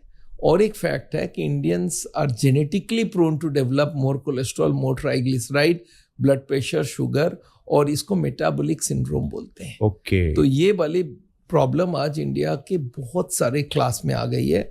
पहले गांवों में नहीं होते थे, फिजिकली एक्टिव होते थे, गलत खाना नहीं खाते थे। अब प्रॉस्पेरिटी आने के बाद गांव शहर सब बराबर सा हो गया है, हर जगह ये आज हो रहा है। और हार्ट की बीमारी में मैं जो बोल रहा था, हर 10 सेकेंड में इंडिया में एक आदमी मर रहा है। एक महीने में करीब आप मान के चलिए 3.5 lakh 3 lakh people die of heart attacks. So Indians का लिवर कह सकते हैं ज्यादा cholesterol on an average produce कर रहा है। इसको हम लोग बोलते हैं डबल इंजन लीवर, आजकल बोलते हैं डबल इंजन सरकार, वैसे डबल इंजन लीवर है। ये डबल कोलेस्ट्रॉल बना रहा है, डबल ट्राइग्लिसराइड बना रहा है, इसको दवाई से ही रोकना पड़ेगा। तो इंडिया में स्टैटिन की यूज़ और ट्राइग्लिसराइड कम करने की दवाई की यूज़ बढ़नी चाहिए, और इसको आप आम आदमी को समझना पड़ेगा। अगर लीवर में बन रहा है आपको दवाई लेना पड़ेगा, जेनेटिक केस है तो दवाई लो, इसमें सोचो मत। अच्छा, कुछ स्टडीज मैंने पढ़े थे जिसमें ये बताया गया था कि मेल्स को ऑन एन एवरेज ज्यादा हार्ट अटैक्स होता है एज कम्पेयर टू फीमेल्स। इसके पीछे रोल एस्ट्रोजन, टेस्टोस्टेरोन का भी है। तो क्या आप लिंक करके बता सकते हैं क्या रोल है, और क्या आज के जमाने में भी वो जो रेशियो है कि मेल्स को ज्यादा हार्ट अटैक्स हो रहे हैं, क्या वो आज भी चलते? आज से बहुत साल पहले, मैं प्रैक्टिस 30 साल से कर रहा हूँ, बहुत साल पहले ये होता था 10 में 9 मेल होते थे, 1 फीमेल होती थी। क्यों फीमेल को नहीं होती थी? देखो, मेल का ब्लॉकेज चालू हो जाता 20 साल की उम्र में, और 20-30 साल मतलब 50 में वो हार्ट का पेशेंट बन गया। फीमेल का जब तक मेंस्ट्रुएशन चलता रहता है, हार्मोन्स की इफेक्ट रहती है, तब तक वो ब्लॉकेज बनता नहीं है। तो मान लेते 45 में उसकी ब्लॉकेज शुरू हुई, तो उनको तो 30 साल में 75 साल हो गए, ऐसे ही मर जाए तब तक तो लोग। तो ये समझ लीजिए male is an disadvantage because of lack of this hormones. तो जो ये बच्चा पैदा करने के लिए जो हॉर्मोन्स वगैरह दी गई है वो लेडीज के लिए प्रोटेक्टिव, मतलब गॉड एक पनिशमेंट दिया, एक अवार्ड भी दिया कि तुम्हें हार्ट की बीमारी कम होगी। पर अब आजकल के लेडीज ना वो भी थोड़ी तेज हो गई है, वो भी खाना गलत कर लिया है, एक्सरसाइज कम कर दिया है, तो ये रेशियो धीरे धीरे चेंज हो रहा है। अभी मैं समझता हूँ 3:7 हो गया है। ओके, मतलब बहुत ही क्लोज आ गए, क्लोज आने लग गए, क्योंकि लेडीज में हार्ट की बीमारी आजकल बहुत होने लग गई है because of stress, lack of activity. पैसे आ गए तो फिर खाना पीना गलत हो गया, फिजिकल एक्टिविटी कम हो गई, आगे चक्की पीसते थे अब बटन दबा रहे हैं, नौकरानी सारा काम कर रही है, तो ये लेडीज में हार्ट की बीमारी होने लग गई है। और वंस अगेन लाइफस्टाइल चेंज। और एक चीज था, और वो बात आपको बता दूं, ये जो हमारी मेंस्ट्रुअल पीरियड्स होते हैं ना, उसमें हमारे जो वो बोलते हैं भ्रूण, जिसको बोलते हैं ओवम, ये एक बार मेंस्ट्रुअल पीरियड होता है, उसमें 10-12 ओवम निकलती है, उसमें से एक मैच्योर होती है, तो 10-12 गया। अब एक लेडी प्रेग्नेंट हो गई तो 12 महीने तक उसके ओवम लॉस बंद हो गए। तो आगे के जमाने में ऐसे लेडीज होते थे जो 10 बच्चा पैदा कर दिया तो 10 साल की ओवम उसके बच गए, उसकी पीरियड्स ऑफ होती थी 60 साल में जाके। तो उनके हार्ट की बीमारी और कम होती थी। आजकल बच्चे पैदा बंद हो गए, वो भी एक कारण है कि ओवम लॉस हो जाता है, पीरियड्स जल्दी खत्म हो जाते हैं। 35-40 साल में आजकल पीरियड मेनोपॉज आने लग गई है, तो इससे उनको और जल्दी हार्ट की बीमारी और जल्दी हो जाता है। तो सर ये एंड्रोजन्स का हार्ट अटैक से क्या लिंक है? टेस्टोस्टेरोन जैसे ये माना जाता है, पर अभी डायरेक्ट अभी भी कोई लिंक नहीं बना पा रहा है। बट ये माना जाता है कि मेल्स में हार्ट की बीमारी इसलिए नहीं होती है कि एंड्रोजन का असर है, इसलिए कि उनकी लाइफस्टाइल खराब है। तो कोई ऐसा डायरेक्ट लिंक लेडीज को थोड़ा टेस्टोस्टेरोन के साथ? हाँ, नहीं, बहुत डायरेक्ट कोई भी नहीं है, नहीं तो फिर हम टेस्टोस्टेरोन ब्लॉक करने की दवाइयां दे देते हैं। ऐसा नहीं है। सो एस्ट्रोजन का कार्डियो प्रोटेक्टिव बेनिफिट्स है, लेकिन बेनिफिट है। ऐसे कौन से डेली फूड्स है जो हार्ट अटैक से बचा सकते हैं? सबसे बढ़िया फूड हार्ट अटैक को प्रोटेक्शन करने के लिए होता है फ्रूट्स और वेजिटेबल्स। बहुत ज़्यादा वेजिटेबल खाइए, सलाद खाइए, फ्रूट्स खाइए, ये सबसे बड़ा प्रोटेक्शन देगा। दूसरा, हाई फाइबर फूड में जैसे ओट्स है, अच्छा, दालों को आप छिलके के साथ खाइए, तो वो दाल में बहुत सारा प्रोटीन वो आ जाता है, fibre that improves it. Soluble, जितने सोल्यूबल फाइबर हो, ये 3-4 चीज तो आपको बहुत अच्छे से खाना चाहिए। फ्रूट्स, वेजिटेबल, और जितने भी बेरीज है उसमें मिलता है एंटीऑक्सीडेंट्स। एंटीऑक्सीडेंट बहुत काम की चीज है, तो फ्रूट्स, वेजिटेबल, सलाद ये नंबर 1 है। हाई फाइबर फूड और खाना चाहिए, दाल को छिलके के साथ खाना चाहिए। ओट्स एक अच्छी फूड मानी जाती है। आजकल मिलेट्स आप सुनते होंगे, मिलेट्स में बहुत हाई फाइबर होता है। मैदे के जगह आटा खाइए, और कोशिश करिए हर खाने में आप जैसे खिचड़ी भी बनाते हैं, दाल और चावल को मिला के उसमें बहुत सारा वेजिटेबल डाल दीजिए। कोशिश करिए दाल को मिला के खाएं, एक दिन एक दाल, एक दिन एक दाल, एक दिन, और 0 ऑयल का खाना खाएं, इसमें कहीं कोई शक नहीं है। बहुत सारा सब्जी खाइए, पर वो बनेगा बिना तेल के, वो आप ख्याल करिए। सो ये 0 ऑयल का खाना बनता कैसे है? देखिए, ऑयल का टेस्ट नहीं होता, मैंने आपको पहले ही बताया है।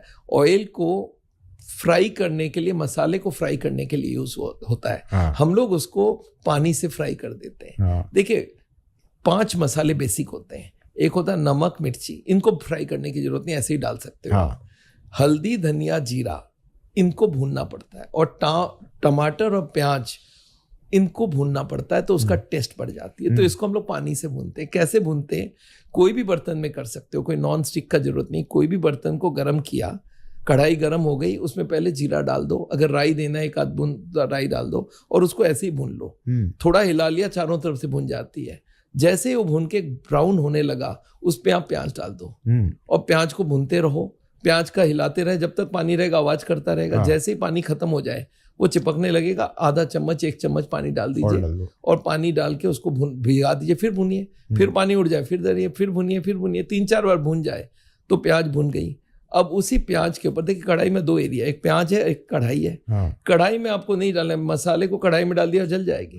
प्याज के ऊपर डाल दीजिए, प्याज के ऊपर सॉफ्ट मिलेगा, वहां पे हल्दी, धनिया, मिर्ची, नमक, अदरक, जितने लहसुन वसन सब डाल दीजिए, और उसको पानी दे के भूनते जाइए। अब वो मसाला चिपका हुआ रहेगा प्याज में, उसको भूनते रहें। 2-3-4 मिनट में प्याज और के संग मसाले वसाले भी भून गए। अब इसमें टमाटर डाल दीजिए। अब टमाटर को भून भून के सारा पानी खत्म कर दीजिए। अब ये जो पेस्ट है इसको भूनते जाइए जब तक हल्दी का स्वाद बदल ना जाए। हल्दी कच्चा होता है, लास्ट भूनता है।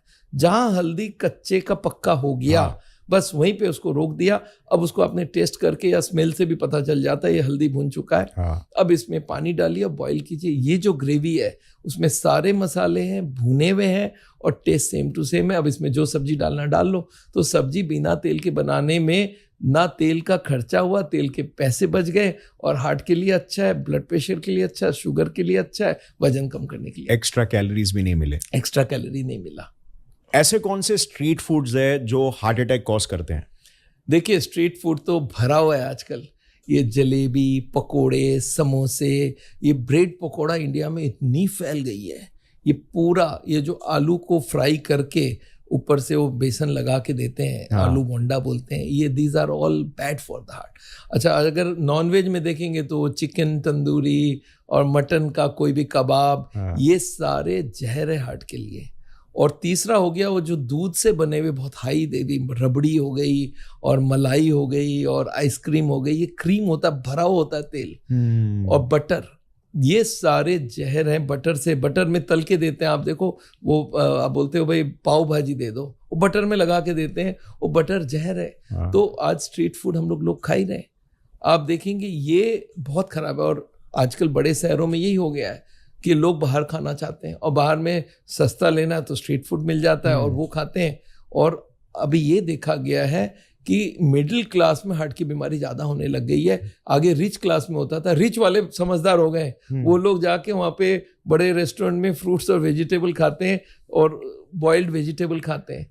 और जो गरीब हैं वो ज़्यादातर स्ट्रीट फूड जो खाते हैं उसमें मिडिल क्लास मिलते हैं। वो लोग पैसे के चक्कर में बड़े जगह जाके या फ्रूट्स खरीदते नहीं है, फ्रूट्स महंगा है करके, वो लोग को हार्ट की बीमारी ज़्यादा होता है। तो अभी एक इंग्लैंड में स्टडी हुई है, वो लोग दिखाएं कि middle class is more affected than the rich class now. आगे बोलता था हार्ट की बीमारी रिच लोगों की बीमारी है, अब वो खत्म हो गया, अभी मास बीमारी हो गई है। राइट। और यहाँ पे एजुकेशन का भी रोल है, क्योंकि हाई क्लास हाई सोसाइटी अपने आप को एजुकेट कर लेते हैं, उनके पास अच्छे एडवाइजर्स है, अच्छे हेल्थ एक्सपर्ट्स है, नहीं वो पढ़ भी लेते हैं और उनको हेल्थ कॉन्शियस हो जाते हैं। वो बोलते हैं मैं नहीं खाऊंगा, इसमें तेल है, मैं तो नहीं खाती। आजकल के गर्ल्स और बॉयज पढ़े लिखों को देख ले, सब समझदार है। बोला इसमें ये तो कोलेस्ट्रॉल है, नॉन वेज है, मैं तो नहीं खाऊंगी। ये बहुत कॉमन हो गया and this education is absolutely changing the pattern. Right. तो अब जो मिडिल क्लास है, अनएजुकेटेड क्लास है, इनको हार्ट की बीमारी ज्यादा हो रही है, मास को हो रही है। सो सर, जैसे आपने वो फिनलैंड का भी एग्जांपल दिया कि 85% प्रॉब्लम सॉल्व हो गए हार्ट से रिलेटेड जस्ट एजुकेशन को फैलाकर। सो आप अपने लेवल पर क्या करने की कोशिश कर रहे हैं ये एजुकेशन को फैलाने के लिए? बिकॉज आई सी कि like you are driven with a cause. तो आपने अब तक क्या क्या कोशिशें की और किस तरीके से आप देख रहे हैं कि आज इंडिया में अगर कम लोग तक ये जानकारी है तो इसे हम हर इंडियंस तक पहुंचाए, तो कैसे कर सकते हैं? देखिए, मैं आज से 30 साल पहले, 29 साल टू बी मोर प्रिसाइज, 95 में एम्स के नौकरी छोड़ी थी एज एन असिस्टेंट प्रोफेसर, इसलिए कि मेरे को लगा था ये बात बहुत बड़ा है और ये एम्स में लेके नहीं होगा। I was bound by rules and regulations. मैं निकला और पहला क्लिनिक खोला था दिल्ली में, लाजपत नगर में। आज हमारी 134 क्लिनिक इंडिया भर में 110 सिटी में प्रेजेंट है। बांग्लादेश में हमारी 3 क्लिनिक है, काठमांडू में क्लिनिक है। हमने हार्ट की बीमारी का अवेयरनेस बहुत फैलाया, हम एजुकेट करते थे, कैंप्स करते थे। पर अब देखिए इंटरनेट आई और सोशल मीडिया आया, मैं यूट्यूब में बहुत सारे वीडियोस बनाए और हमारे यूट्यूब हर दिन 10 लाख लोग देख रहे हैं और यूट्यूब में हमारे 40 लाख फॉलोअर हो गए, वो फैला रहे हैं बात को। तो हमने एजुकेशन को फैलाया है। पर यहाँ पे मैं नहीं रोक रहा हूँ, क्योंकि मैं अब ये सोचता हूँ इंडिया के 140 करोड़ लोगों को अगर एजुकेट करना है तो मैं अब फिल्म्स बना रहा हूँ हार्ट के ऊपर, and we are making a plan कि इंडिया को बीट हार्ट डिजीज मिशन में डालूं कि हार्ट की बीमारी को हटाना है और इसके लिए आम जनता तक पहुंचना होगा। तो हम लोग 770 डिस्ट्रिक्ट हमारे इंडिया की है, हर डिस्ट्रिक्ट में वॉलंटियर्स ढूंढ रहे हैं जो ये फिल्म जो हम बनाएंगे वो लोकल लोगों को दिखाएं, एक एक आदमी तक ये फिल्म जाए। मैं कॉरपोरेट से हेल्प लूँगा, मैं कोई clubs, rotary club, Lions club, सबसे हेल्प लूँगा। कोई भी संस्था हो, जो लोकल सोसाइटीज़ हैं, हर को हम लोग पकड़ेंगे कि आप एजुकेट करो लोगों को और ये एजुकेशन फ्री ऑफ कॉस्ट है, इसमें पैसे नहीं लगते हैं। भाई खाना कैसे बनाना है, आजकल फिल्म बना दो और ये तो इंटरनेट के थ्रू फैलता रहेगा। तो मेरा अभी प्लान है, मैंने एक पुण्य हार्ट फाउंडेशन करके बनाया है, उसमें हमने ये प्लान किया कि इंडिया के हर आदमी को ये एजुकेट करना है। और मैं इसलिए अभी फिनलैंड गया, उनसे इंटरेक्ट किया कि कैसे वो करते थे। तो अब वो प्लान हम लोग इंडिया में करने वाले हैं। वाओ, ये बात बहुत बड़ी होगी। और इंडिया की अगर मैं हार्ट अटैक को आधा भी कर दूं तो समझ लीजिए 100 हॉस्पिटल के बराबर हम इस एजुकेशन से काम कर पाएंगे। 85% अगर कम कर दिया तो ये एक बहुत बड़ा बात होगी। और इट इज़ पॉसिबल। और इसमें पैसे की ज़्यादा ज़रूरत नहीं है, लोगों की ज़रूरत है हमारे को, जो मेरे संग जुड़े और ये एजुकेशन को गांव-गांव तक फैलाए। हार्ट की बीमारी प्रिवेंटेबल है, हार्ट अटैक प्रिवेंटेबल है। इंडिया में 1/3 डेथ को हम बचा सकते हैं। और ये बहुत बड़ा बात है। कोई भी वॉर में 1000-2000 मरते हैं, आज इजराइल के वॉर में 30,000 लोग मर गए, कितना हल्ला हो रहा है। और हर दिन इंडिया में 9,000 लोग मर रहे हैं, इसका कोई पत्ता नहीं है। सो ये बहुत ही नोबेल कॉज है। और आई थिंक बिकॉज 30% अगर डेथ्स हार्ट अटैक की वजह से हो रहे हैं तो इस पे एजुकेशन तो सबसे ज़्यादा होना चाहिए, लेकिन सबसे कम है आज की तारीख में। सो सर, साउल में आप और क्या क्या तरीके अपनाते हैं जिससे कि ये प्रॉब्लम को रूट से सॉल्व करे? देखिए, साउल की क्लिनिक आज इंडिया भर में है। हम लोग उनको एजुकेट करते हैं, हार्ट के पेशेंट्स को, उसके संग दवाइयाँ भी देते हैं। हमारी एक दवाई की भी प्रोसेस बनी हुई है और जिसमें बहुत सस्ते में दवाई हम लोग की अवेलेबल होती है। और उसके साथ अगर कोई एडवांस पेशेंट आता है हमारे पास, जिनको बहुत ही सीरियस हार्ट की बीमारी है, उनको हम लोग एक नेचुरल बाईपास करवाते हैं। एक मशीन से हार्ट में हजारों एक्स्ट्रा ट्यूब है। गॉड ने जैसे हमारे को 2 किडनी दिया, एक किडनी एक्स्ट्रा है, वैसे हार्ट में भी एक एक्स्ट्रा ट्यूब छोड़ा हुआ है जिनको कैपिलरीज एंड कोलैटरल्स बोलते हैं। तो एक मशीन है जो US FDA अप्रूव मशीन है, इसको बोलते हैं नेचुरल बाईपास ECP मशीन। इससे ट्रीट करते हैं, उससे हजारों ट्यूब खुल जाती है। ऑपरेशन की जरूरत नहीं है, एडमिशन की जरूरत नहीं है, बॉडी में खरोंच भी नहीं आई। और उसके संग एक ट्रीटमेंट करते हैं जिसको बोलते हैं डिटॉक्स थेरेपी। उसमें कुछ डिटॉक्सिफिकेशन करते हैं जिससे ब्लॉकेज की रिवर्सल की स्पीड बढ़ जाए। तो लाइफस्टाइल नंबर 1, खान पीन नंबर 1, उसके संग दवाइयाँ, उसके संग नेचुरल बाईपास, उसके संग डिटॉक्स। और इससे हम लोग ने इंडिया भर में करीब 5 लाख से ऊपर पेशेंट को ट्रीट किए हैं। और लोग 25-25 साल हमारे ट्रीटमेंट से चल रहे हैं, उनको ना बाईपास की जरूरत पड़ी है, ना एंजियोप्लास्टी की जरूरत पड़ी है। तो this is what we do. और उसके संग हम लोग अब ऐप डेवलप कर रहे हैं जिससे आदमी फ़ोन से अपने आप को कंट्रोल करने लगे। हमने एक सेफ्टी सर्कल बनाया है जिससे आप पता कर सकते हो आप कितने सेफ में हो। एक हमने हार्ट अटैक प्रोटेक्शन स्कोर बनाया है जिससे आपकी हर दिन की स्कोरिंग कर सकते हो, आज मैं कितना हार्ट के लिए काम किया हूँ। ओके। तो ये सारे आ रहे हैं। और हमारी जो ऐप आ रही है, एक मैं ब्लॉकेज डिटेक्टर बना रहा हूँ कि आपको 10-15 क्वेश्चन पूछूंगा और मेरी सॉफ्टवेयर आपको बता देगा कितने ब्लॉकेज के चांसेस हैं। हम लोग क्या कर रहे हैं, जितने भी हमारे पेशेंट आ रहे हैं आज लाखों में, उनका डेटा डाल रहे हैं इसमें डेटा में। और वो डेटा में ये दिख रहे हैं इतना कोलेस्ट्रॉल, इतना ट्राइग्लिसराइड, इतना स्मोकिंग, इतनी ब्लॉकेज आई। ये कारण है, इतनी ब्लॉकेज आई। 1000, 2000, 5000, 10,000 डालने के बाद अब हम वो डेटा डालेंगे और कंप्यूटर AI से बताएगा कि कितनी ब्लॉकेज के चांसेस हैं। और जिसके हाई रिस्क रहेगा उसको हम बोलेंगे आप जाओ CT स्कैन कराओ, पता करो ब्लॉकेज कितनी है। So this is what is the future.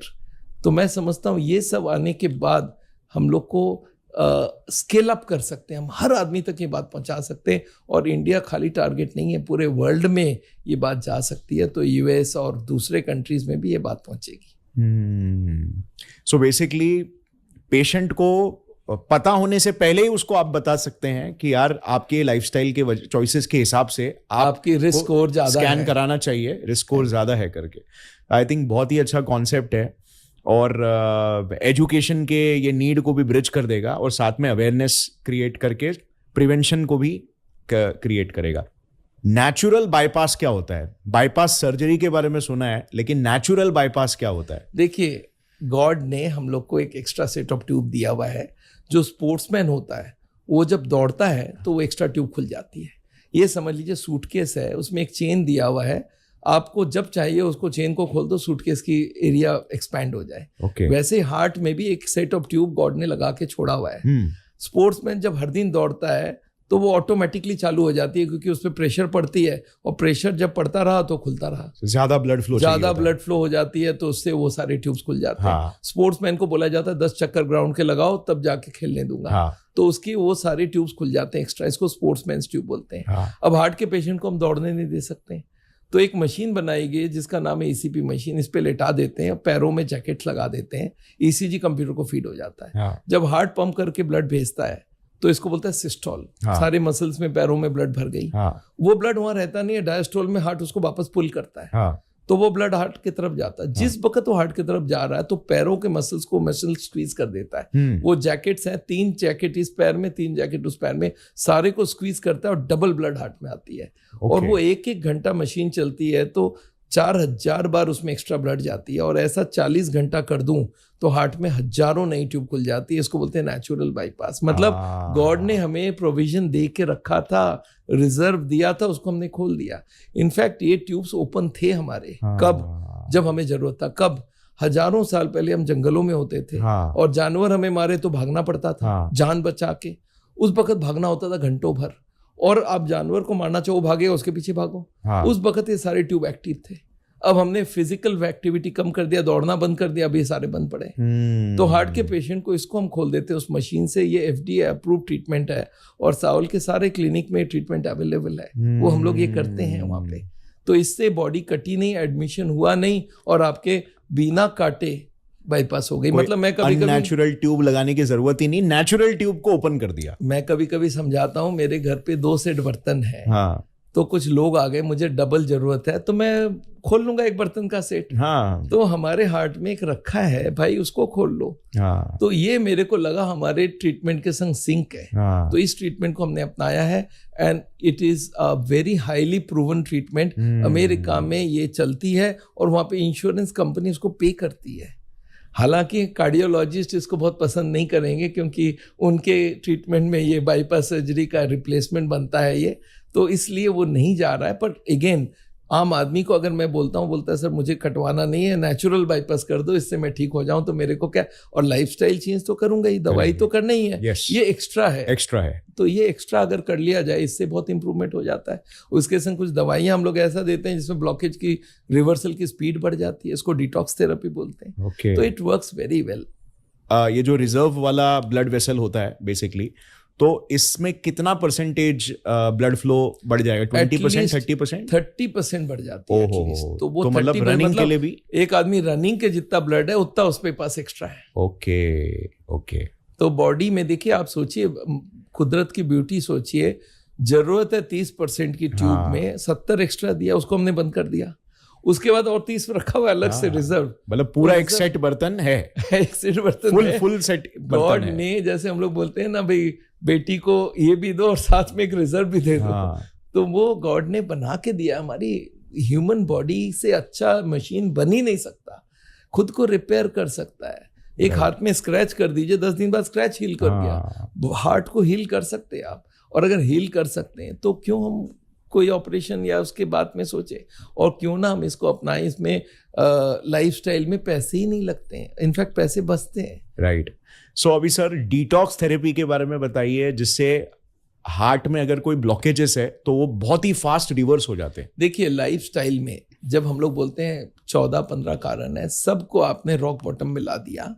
अब कोलेस्ट्रॉल ब्लड में इतनी कम है और ब्लॉकेज में पड़ी है, बीच में एक मेम्ब्रेन है, उस मेम्ब्रेन के थ्रू ब्लॉकेज वापस आती है।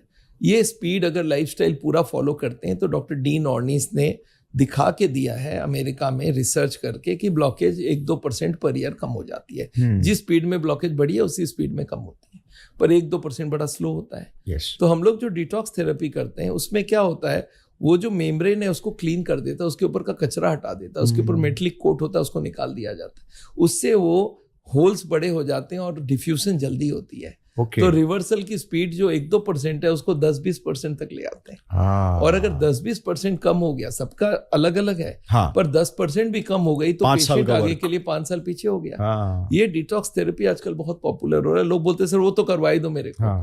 तो उसमें करना भी कुछ नहीं है और कॉस्ट भी बहुत ज्यादा नहीं है, बट इसमें ड्रिप्स लगते हैं और उससे वो ब्लॉकेज कम होने में मदद करता है। पर अगर उसको लाइफस्टाइल के साथ नहीं किया तो उल्टा भी होता है। अगर आप 10 गुना बढ़ा रहे हो, आपकी कोलेस्ट्रॉल हाई है ब्लड में और उसको मेम्ब्रेन को आपने क्लीन किया और ज्यादा ब्लॉकेज हो जाएगी। तो अगर आप कोलेस्ट्रॉल को कम नहीं करते हो, खाना पीना नहीं चेंज करते हो और सिर्फ डिटॉक्स करते हो, काम नहीं उल्टा कर लेगा। तो you have to know lifestyle reverse कर रहा है, वो फैसिलिटेट कर रहा है। सो ब्लड कोलेस्ट्रॉल को एक सिंपल से लिपिड टेस्ट से मालूम पड़ जाएगा, पता चल जाएगा। हमें 130 ला के रखना है, ट्राइग्लिसराइड 100 ला के रखना है और खाने में सप्लाई बंद करना है। रिवर्सल प्रोसेस ऑन हो जाएगा and if you control all the factors, reversal चलता रहेगा। आपका एक जादू डाइट है जिससे वेट जादू से कम हो जाता है, तो डाइट क्या है जरा बताना। देखिए बहुत सिंपल सा कंसेप्ट है इसमें। देखिए हमारा स्टोमक कितना सा है, इसमें खाना भरेंगे, इसमें अगर हाई कैलोरी फूड भरेंगे तो वजन बढ़ जाएगा, लो कैलोरी भरेंगे पेट तो भर जाएगा पर कैलोरीज नहीं जाएगी। तो जादू डाइट में हम लोग क्या करते हैं, एक selection of low calorie food देते हैं। अच्छा कोई को भूखे रखो ना, वो शाम तक सारा खाना खा लेता है, जितना चाहिए वो जो सामने मिलता खा लेता है, शाम तक इतनी भूख लग जाती है। हम लोग बोलते हैं भूखे रहो ही मत, पेट भर के खाओ और ये कम कैलोरी वाला खाओ। तो कम कैलोरी वाले बेसिकली क्या है, फ्रूट्स, वेजिटेबल, सलाद, हम लोग उनका एक डाइट बना के दिए जादू डाइट में। ब्रेकफास्ट में ये खाओ, लंच में ये खाओ, डिनर में ये खाओ, बस पेट भर के खाओ। इन बिटवीन ये खा सकते हो, 10 बार खाओ, पेट भरे रहो पर लो कैलोरी से भरेगा और धड़ाधड़ वजन कम होती है। इसको जादू डाइट बोलते हैं। 1 महीने में 7 किलो एश्योर्ड है और पैसा कुछ नहीं लगना है। तो मेरे पास अभी ये जो मेरी ये जादू डाइट की वीडियो यूट्यूब में है, इसका ऑलरेडी 3 मिलियन व्यूज हो गए हैं और ये आप उसमें हजारों लोगों की कमेंट देखेंगे, मैंने 10 किलो, मैंने 15 किलो, मैंने 20 किलो। कुछ नहीं करना है आपको, सिर्फ खाने में पेट भर के खाना है, जितनी मर्जी खानी है, पर खाना लो कैलोरीज है। वो लो कैलोरीज क्या क्या उसमें हमने दिखाया हुआ। बेसिकली फ्रूट्स से ब्रेकफास्ट, जूस पियो, जब भी चाय वाय पियोगे तो उसमें कैलोरीज ना हो, मतलब दूध ना हो, और ब्लैक टी पियो, उसमें सैकरीन शुगर फ्री दे सकते हो। और उधर आप लंच में दाल में बहुत सारे कचूमर लेके खाओ। दाल में गरम गरम दाल लो, उसमें खीरा, गाजर, कचूमर काट के वो पूरा कटोरी खा लो और उससे प्रोटीन भी मिल जाएगी। और शाम को सूप और सलाद और बॉइल्ड वेजिटेबल। ये आप 1 महीना खाओ, ये जिंदगी भर के लिए नहीं है। 1, 2, 3 महीने में आपके 10-15 किलो जो गिरना गिर जाएगा, 20 किलो गिर जाएगा। अभी एक लेडी आई थी कलकत्ता में, शी वाज 86, नाउ 62। वो जस्ट बोलती है मैं जादू करते रही अपने आप। अच्छा पेट भर के खा रही हूँ, वजन गिरते जा रहा है। तो इट्स अ जादू diet, it works very well. आप ट्राई करके देखो, इट वर्क्स वंडरफुल। सो बहुत जल्दी कैलोरी डेफिसिट क्रिएट हो जाता है, बिकॉज हमारे स्टमक में मैकेनिक क्या बोलते हैं, वॉल्यूम रिसेप्टर्स होते हैं, राइट। तो उसके वजह से उनको ऐसा लगता है कि खाना तो खा लिया, पेट सेटिटी फील आ जाती है, but at the same time calories आपको मिल नहीं रही। राइट। सो ये बहुत अच्छा कॉन्सेप्ट है। सो थैंक यू सर, आपने बहुत सारे इंसाइट शेयर किए regarding heart health and heart attacks and how to prevent them. So बहुत ही इंसाइटफुल पॉडकास्ट था एंड होपफुली एक कॉन्वर्जेशन इसी विषय पे हम लाएंगे बहुत जल्द। Thank you so much for sharing all these wonderful details with our members and with our audience. Any message that you would like to give, last message? मैं सभी को यही मैसेज दूंगा कि आप हार्ट की बीमारी के लिए चिंता नहीं करने की ज़रूरत है। आपको खाली नॉलेज इकट्ठा करना है, क्या ठीक है क्या गलत है। अगर ठीक आप करते रहोगे, 80% भी फॉलो करोगे तो ये प्रिवेंशन हो जाएगा। अगर हो चुका है हार्ट की बीमारी तो भी लेट नहीं है, आप 100% फॉलो करो तो रिवर्सल होगी। तो प्रिवेंशन और रिवर्सल के डिफरेंस समझिए। अगर आप डोज बढ़ाओगे तो रिवर्सल होगा, डोज थोड़ा 80% लेवल में रखोगे तो कभी कभी थोड़ी बहुत खा ली इधर उधर, बट अगर 80% भी फॉलो करोगे हमारी बातों को तो ब्लॉकेज बढ़ेगी नहीं, प्रिवेंशन है। और रिवर्सल के लिए 100% करना पड़ेगा। And any time you need any of my help, we are there. Thank you so much. हमारी पूरे इंडिया भर में 110 सिटी में क्लिनिक है। हमारे वेबसाइट saul.com में जाइए, सारी डिटेल मिल जाएगी। और मुझे ऑनलाइन कंसल्ट भी कर सकते हो आप। हमारे वेबसाइट में जाके आप बटन दबाइए online consultation and you can talk to me directly also.